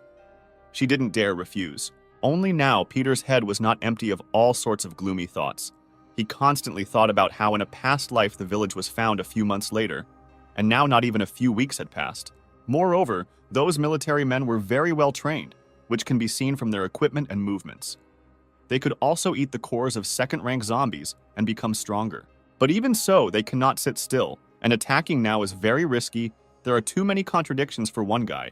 Then there was a sudden touch. It was Bella's hand, which at the moment worked as a sedative. She said that Peter must rely on loved ones and family, And not just on himself, it's too selfish. Just as suddenly, the radio behind them hissed. Something important had happened, and people were trying to notify everyone about it. The hero immediately heard them and told them about it. Everyone was incredibly happy about him. As it turned out, they had some kind of small incident. They were able to find a survivor. This guy who was lying on the floor reminded me of someone, as if we had seen him just recently. Peter shouted into the radio for them to tie up the prisoner first and wait for him there. The guy asked why this was necessary, but the truth is, it would be difficult to understand right away. It would take too long to explain to him. As soon as he arrives, he will tell you about all the most important things. With this information, he literally flew out of the house and told the family to stay home, and he himself would return soon. He immediately thought it could be one of the soldiers, which didn't bode well for them. It cannot be that they found them so quickly. It was for this reason that he ordered them to tie up the wanderer. They cannot let him go from here. He met his hated old love, who seemed very happy with him, and also said that they went to the hospital. He calmly told her that she was younger and didn't even pay attention, just like she had all the time up until that moment. This is the true face of this person. She makes cute faces in front of those who need it, and when she doesn't like something, this is a terrible grimace. But it doesn't matter. Peter needs to hurry to that survivor and find out more about him. The guys stood with bats and waited for the main zombie killer to take a look at this stranger. From the outside, he did not at all resemble those armed bandits who captured the reservoir. He also noticed that he doesn't look like them. He looks like someone completely different, just someone. As soon as he raised his head, a scar appeared on his face, a very familiar scar. Is it really him? The one with the scar, the puzzled Peter wondered. Yes, it was our friend Quint, the same guy who told about improvements, about crystal cores, and how he achieved the third stage of development. Suddenly, he opened his eyes. It was clear from his gaze that he was incredibly scared. A woman's scream resounded throughout the entire block, asking what this bastard could have done and who he attacked. Those ropes meant nothing to Quint. Just a second, and he got out of captivity. Peter tried to stop him, after all. They had already met before, so he wouldn't dare run away. And so it turned out, he managed to capture everyone's beloved Nika in order to keep Peter in place. Then came threats that he would kill her if the hero came even one step closer to him.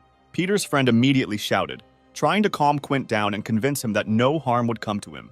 Of course, he didn't believe them and continued to claim that they wanted to kill him, and if they tried, he would take Nika with them.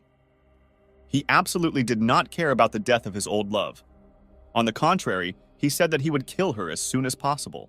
Mr. Teleporter became very worried for this reason, thinking that they were underestimating him and he would not dare to kill. It was then that the hero said that if he had wanted, he would have killed long ago, and the same would have happened to him if they wanted him dead. To this, he has another question. For what purpose did they tie him up, even if they put him in shackles and in a stone bag? He asked him what he would do if a stranger broke into his house and posed a danger to his loved ones and family. Scar has almost ceased to doubt that they are bad guys, even completely peaceful ones. But it's true that in appearance they never look like villains, although this may make you wary. The bayonet no longer lay so confidently in his hand. On the contrary, his hands trembled. His contradictions about their normality became a dogma. Finally, he let Nika go and said that he would like to taste human food, or better yet, even noodles. And what does a person need for happiness? A plate of noodles, and Quint seemed to have conquered Everest, found an oasis after several days without water, like a cold breeze in the summer heat. The rest were very puzzled by the fact that some stranger was sitting at their table and happily devouring noodles. Carl decided to check with his brother whether it was precisely him that he met on that day of the strong explosion. The sister thought that he looked more like a ragamuffin who only eats more, but that's the way it is, so he asks his brother for more. He was greatly embarrassed by the fact that this parasite called Peter brother, but the hero decided to look at him with his new skill in order to see his characteristics. But at the same time, he realized that from that moment, Quint had changed and did not even remember him. Incredibly, earlier the man with the scar himself said that he was at the third stage of development, but here he is only at the first. He noticed it too, lied, pretended he didn't know him or lost his memory. He couldn't understand any of this. Time passed, and Quint ate another bowl of noodles, an incredible appetite. Then he thanked everyone for such a dinner, because without them he would have died of hunger, he says. He didn't care about his gratitude, but he was curious about something, if he wanted to say something. This scared him a little. What to say? The scar repeated in a trembling voice. He leaned against the back of the sofa and asked how the teleport master got to their village. What tailwind brought him here? Quint was afraid that they would not immediately believe him, but he arrived here using teleportation. One might even say he escaped and ended up here. This interested the guy. How did he escape from zombies or something? Peter asks. Exactly. These creatures were chasing me all the way, so I had to resort to teleportation. But why are you so calm? So easy to believe my words about moving, the hero said. So this is a guy from the city, not local, but it sounds true, Peter thought. For someone who is telling the truth, Quint looks too unsure, as if he is worried that he will be exposed. It was then that his close lads questioned him about what the situation was like there, whether there were military personnel, and that all the zombies were supposed to be destroyed there. Before talking about this topic, he constantly stuttered, as it was incredibly difficult to talk about. Everything in the city is very bad. As soon as zombies appeared in it, panic spread on the streets. Someone was trampled by the crowd, someone was run over by cars. He was the only one who was able to hide in a trash can, where he sat for a long time, listening only to screams and screams. The hope still lived in his head that they would come to him, take him out of here and save him. But during all this time, the whole city was filled with zombies. The police failed to cope. Many officers themselves became victims of the virus. Many people tried to defend themselves and repel the bloodthirsty creatures, but died as heroes who fought for themselves and their loved ones. There were also those who committed suicide on their own, without even starting to fight for their own future. All these details were not so interesting to Brother Peter. It was better to be brief and to the point. Quint agreed with him. As a result, his nerves were already giving in. Living on was something like a jackpot, as if for this he had to go through many lives. But he handed the hero a phone with a message that if someone wants to be saved, then he must hunt zombies and eat their crystalline cores. This message also included the fact that everyone who receives abilities will become the chosen ones of God. This again amazed the hero. In addition, he received this message only 2 days after the end of the world. When they managed to find out about it, is it really not the first time that someone, like the hero, has been in such a situation? Peter thought. It couldn't be said that Carl was happy about this, but he understood that the city already knew about the zombie cores. This surprised Quint. In such a wilderness, people really also know a lot about this information. Sister Lena decided to boast about the fact that they had all already eaten 3 pieces. It was like lightning struck him. How did they eat it? He asks. Do you really have abilities? That's it. He considers them lucky, since they are very rare. If only his people from the detachment were as lucky, says the Scar. Carl did not listen to what kind of detachment he had there, and whether he posed any danger to them. On the 3rd day of his survival, Quint decided to join a detachment that at that time numbered 100 people. In addition to dealing with supplies, they often went out to hunt for crystals. You know for what purpose. After 5 days of hunting, they collected the same number of small stones, and then the strongest decided to be the first to try them. Only among all the 5, only the commander survived, the rest became dead, and he buried them with his ability. The commander then led them to fight other groups for supplies, which is when he encountered another ability holder in battle, and a group battle ensued.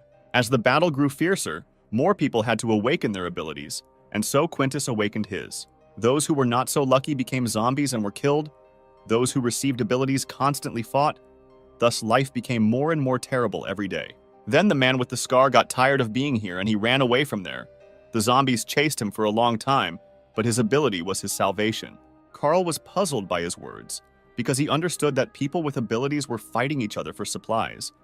And his sister added that after hearing what she had heard, she wanted to stay in the village. It was calmer here. That's right, said the impudent Quint, rocking on his chair. It's quiet and calm here, and the zombies don't bother you. And there is food, which is the most important thing. So be it, he says. I'm staying here. The others were not at all happy about such a tenant. Then the desperate hero looked down and said that it was not so calm here either. Here he became a little upset and began to worry that it was not so calm here. At the same moment, Peter answered him, Lately they have not been calm here, so you will have conditions. You must help us. Meanwhile, Bella was doing business in the yard and asked if they were done asking the man. That's right, the hero answered, and added that Quint will stay here for a short time and will help in any way he can. He scratched the back of his head, thanked everyone for lunch, and introduced himself. Hello, my name is Quint. Everyone smiled at him and greeted the new tenant in unison. My name is Bella, and I am the eldest here, Alan. I am Anna, the wife of the eldest. He bowed in front of everyone and thanked again. Thank you, Sister Bella, Mrs. Anna and Uncle Alan. The heroine and the eldest were very surprised at how he called everyone here, but everyone received a new nickname. It was then that his sister Lena egged him on, who was surprised that a man in his 30s would call someone who was not much older than 20 that name.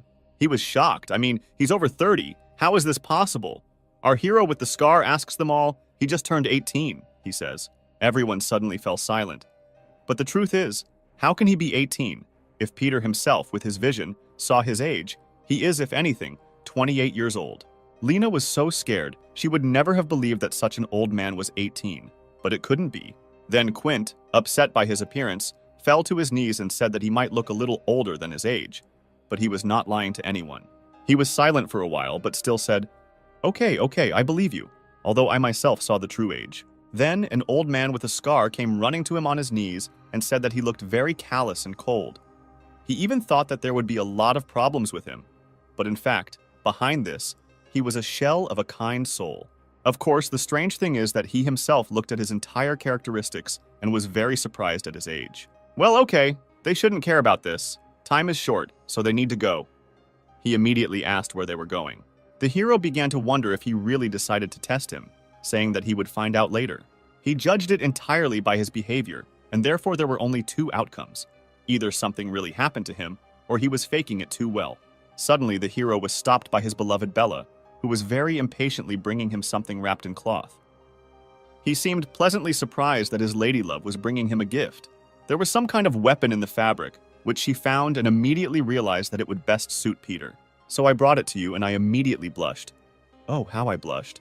I was very embarrassed when I carried it. She was clearly very worried that she might not like it, but she still offered. He simply couldn't refuse it. This beautiful blade was named after a strong swordsman.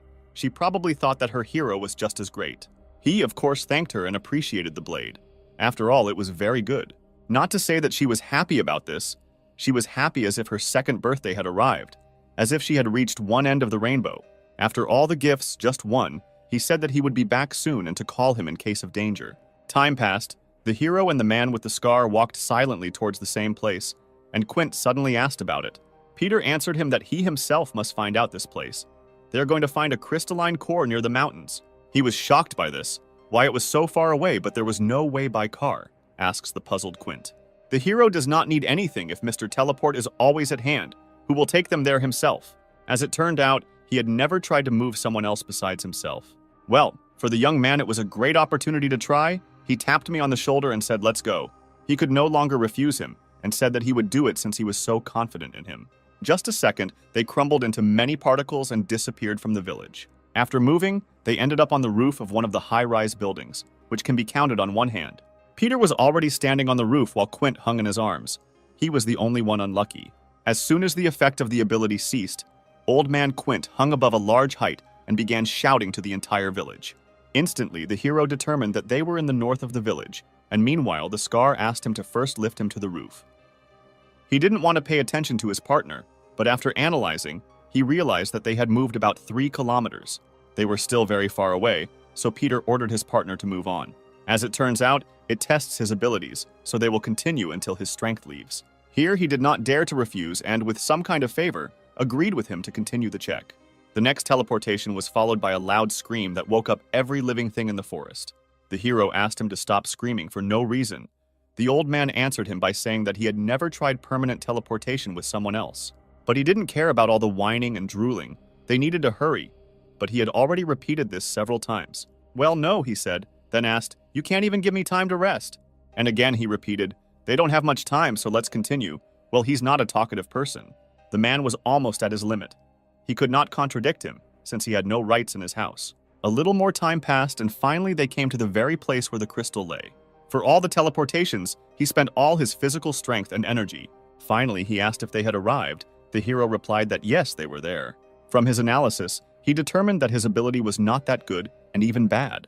He did not like such harsh criticism of his powers after all. The ability is very good.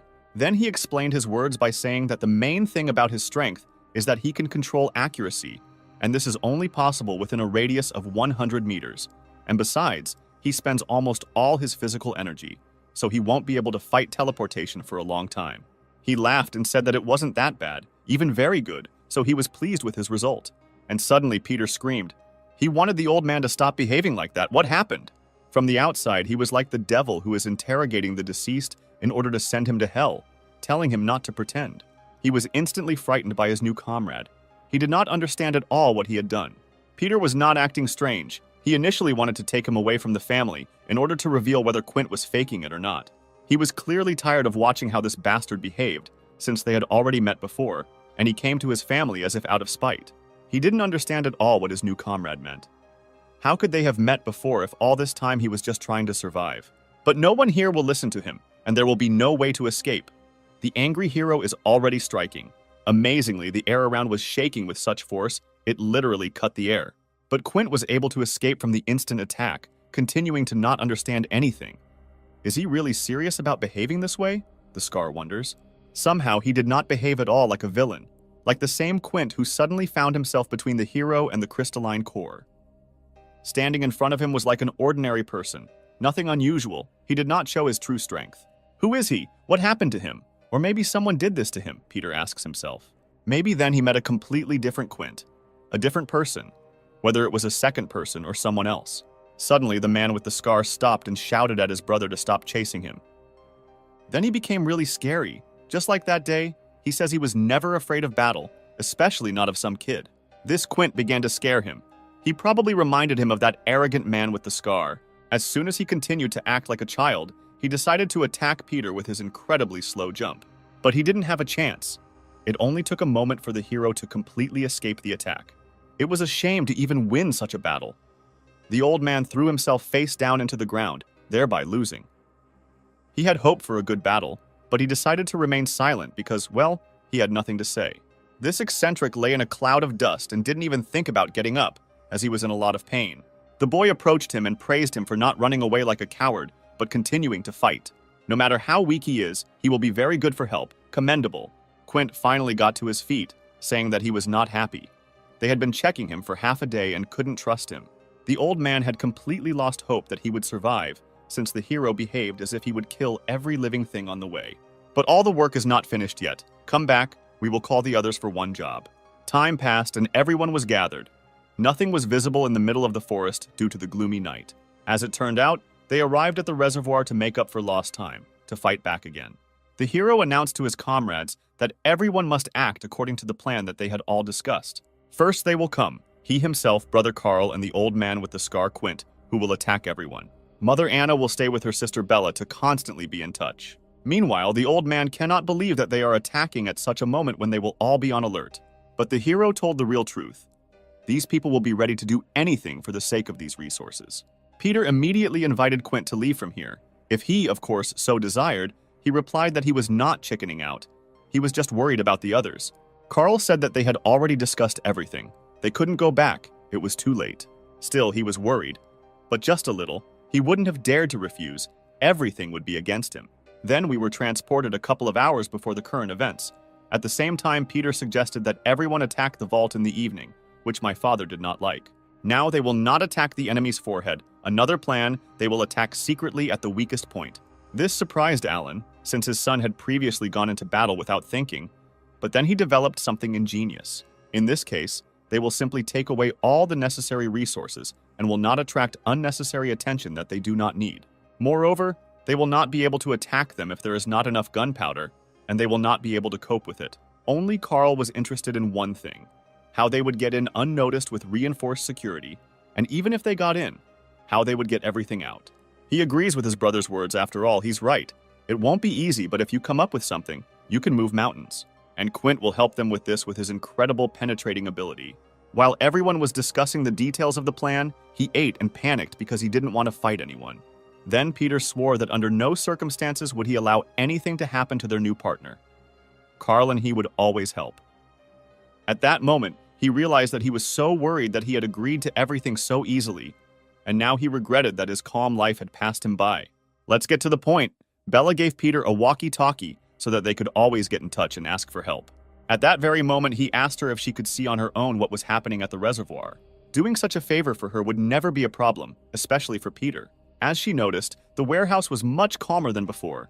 Still the same creature of the third rank and a little of the second.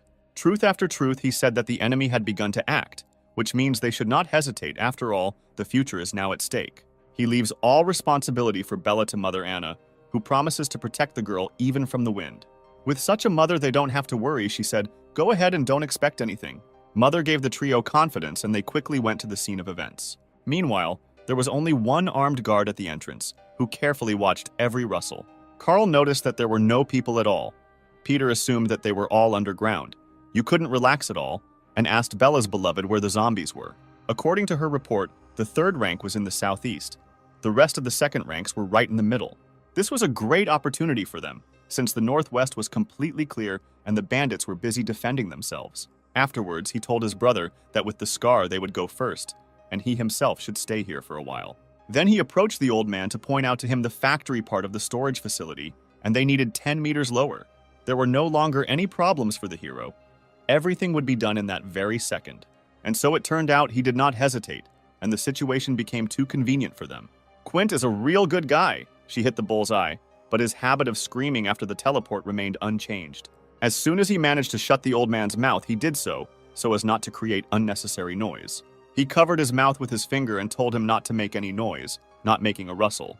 He himself realized that he was in enemy territory and immediately fell silent in deathly silence, as if he had found himself in a cemetery. Looking at the situation from the outside, Peter realized that they arrived just in time. The bandits had not yet reached here. There was just one thing that haunted the old man, as if he had met the strongest zombie. And the fault is that there was no gunpowder there at all. There were cannons. Even better. Meanwhile, the night was in full swing. The moon illuminated the path for bloodthirsty zombies and foreshadowed the best outcome for the heroes. At that very moment, Carl began to worry because he had not heard from his comrades for a long time. Perhaps something had happened. Only the same light began to appear near him as during Quintus's teleports. After all, our heroes returned with a big catch and decided to show off what they brought. The brother looked with great interest into the depths of the boxes, which should be overflowing with weapons. Not only guns, the boy said, but also medicines, resources, weapons, and gunpowder. It's not for nothing that those bandits fight so much for such and such a treasure. Immediately after the first call, Peter suggested that they clean out the entire warehouse before anyone noticed them. Carl was tired of sitting still, and he said that he would go with them, and this was not discussed. The man with the scar did not disagree with his words for a minute, instantly agreeing with the proposals. By that time, the enemies had almost arrived to them. No one here would hesitate, not even the enemy. Some monsters destroyed the creatures one by one, their heads spread across the floor and walls. These were the same holders of abilities who attacked the brothers in the forest. After killing one monster, even more zombies of the second rank came running to the noise. Only initially, they did not have a chance against such strong holders of abilities. The fat man swallowed drool until his comrade was almost devoured by some creature, but did not twitch. Still, he realized that there were too many zombies, and they were all of second rank. It was not so easy with them. Someone crushed the head of one of the creatures and said that this was even better. This way, killing monsters is much better than catching them one by one and wasting a lot of time on it. The two were a little upset that they had never met the third rank. The fat man even wanted to tame him, but the old man was sure that if such a monster met them, then only one outcome awaited them. And waiting for them, the strange old man said gloomily, "Only death will await you." This horrified the guys. They didn't even dare to think that such an expert didn't believe in their strength. And then suddenly, a gigantic explosion thundered across the entire storage facility, which alerted everyone. What a horror! One of the guys was bitten by a zombie. He was so scared, he was bleeding all over. He begged for help with all his might and spent almost all his energy shouting to them. The brother decided not to abandon his comrade in difficult times and said that he would definitely help him. This madman decided to give away a rank 2 crystal core for absorption to test his luck. He smiled evilly and said that he could become like them or die like hundreds of others. But apparently his mind was leaving him. There was no life in him, and they didn't wait for an answer. Apparently everything was over with him. He didn't understand why this guy was afraid, why he wasn't eating this crystal. You can become the chosen one of God himself, become godlike, ascend to heaven, why don't you eat? Asks the madman. Only before he had time to adjust his almost dead comrade in his own way, a bullet flew in front of his temple. This bullet was completely aimed at that guy. Someone decided not to give him a chance to escape. This guy fired his bullet to stop the horror that this mutated freak with balls had created. The man was not at all happy with these words. He asked to repeat the words that this daredevil said. He pointed the gun and asked if he really wanted to hear these words again. Later he said, "So listen, get out of here, you mutated freak." The man was furious. It was clear from him that he was ready to kill him and directly told him about it. The old man ordered them to stop. Would he really allow some soldier to humiliate his comrades? And the reason is clear. Cooperation is important for everyone here. No one will work for nothing. And finally, he asked the blonde if he knew what the most important value in being a leader is. And the point is that you can always cut off branches that have not grown the way the leader needed, hinting at them. The old man approached the employee and asked him to give an order to his people so that they would follow the shots. The smell of sulfur had already appeared. The commander did not break down in front of him. Among that strange trio, he treated the old man better than anyone. Then came orders for the soldiers to take knives and shoot only when ordered. Enough time has passed that the warehouse is empty of most supplies. Peter was clearly glad that they were able to take all this, and added that with this, they could arm the whole family to the teeth. Carl was much more shocked that they had taken away so many useful things so easily and smoothly. It would not leave them behind for a long time. He touched Quint and asked if everything was okay with him, if they could continue to move. Everything was fine, but it was a little tiring to carry so much stuff at once, so I ran out of strength. Carl asked if they had the opportunity to take a break or catch their breath. Unfortunately, they have very little time. The zombies won't detain those people for long, so they need to hurry. Later, he added that they needed to bring some more medicine. This would be the last call. Nevertheless, he decided, and gathered his strength to take all the treasures of this place. In this case, they disappeared with some kind of heaviness. There was no face on Quintus. Would everything be so good? Everyone stood confidently, but the old man with the scar could barely stand on his feet. His head drooped, as if he would faint. Further, the brothers did not pay attention to the condition of their comrade, while they discussed how they would load the remaining supplies and then burn the warehouse to hell. Quint found it harder to keep on his feet, but not this. Everything led exactly to one thing. His powers were not endless, and he, of course, fell with a roar. The boys heard a rumble behind them, their last key to salvation falling before their eyes. Carl realized that the old man fell from fatigue. He already had no strength, and then they became greedy. They realized that their partner could not yet use his abilities so often, but for now, they needed to take him to a safe place. The main danger was approaching them. At the entrance, one could see the silhouettes of a crowd of people heading here. In front was the very trio that should be the most dangerous among all the military. The guys managed to notice the uninvited guests who arrived at the most inconvenient moment. These people explored with great interest the surroundings of the gigantic warehouse, which was filled to the brim with supplies. The guy couldn't understand why they didn't come here right away, why they didn't come to this warehouse. Meanwhile, the old man reminded them of the deal and its conditions, that they had to take their medicine and food. They didn't need anything more. As soon as he reminded the commander about the conditions, he immediately began to smile evilly, as if this deal meant nothing to him. That's right. They initially decided to betray the employees. The old man was the first one she put lead into, but his head reacted strangely to it. The sniper was initially waiting for a good moment to deliver the decisive blow and cut off the heads of the unfortunate mutants. In appearance, one could say that they did not expect a setup from them. It was this guy who was truly scared. Then they immediately pinned him to the floor, where he stopped moving completely. It was not for nothing that Peter called those military professionals. They didn't forget the fat man either. A bullet also hit him and wounded him right in the stomach, the most painful place. All of them were defeated, but they themselves did not want to start conflicts out of nowhere. They even somehow felt sorry for them. And so the commander inserted a couple of his words about how pitiful these people chosen by God look. Where is their strength, power, might, and authority? Where have they all gone? Did they really think that the military would really share supplies? They look like volunteers who are for any battle, the man asks. He poked him with his pistol and said that their abilities do not make them gods. They also do not represent anything. In this world, only those who have the greatest power in their hands will receive everything. And what do you have at hand, mutated freaks? His words were followed by a terrible laugh. This guy began to laugh like a crazy villain. The commander was puzzled. He did not understand what was funny about his story, why he was in such a situation and laughing at his words. What was wrong? Where he miscalculated. But he miscalculated when he lived in the last century. Now it's like the end of the world, unless he forgot, of course, and in such times no power has weight. It means nothing.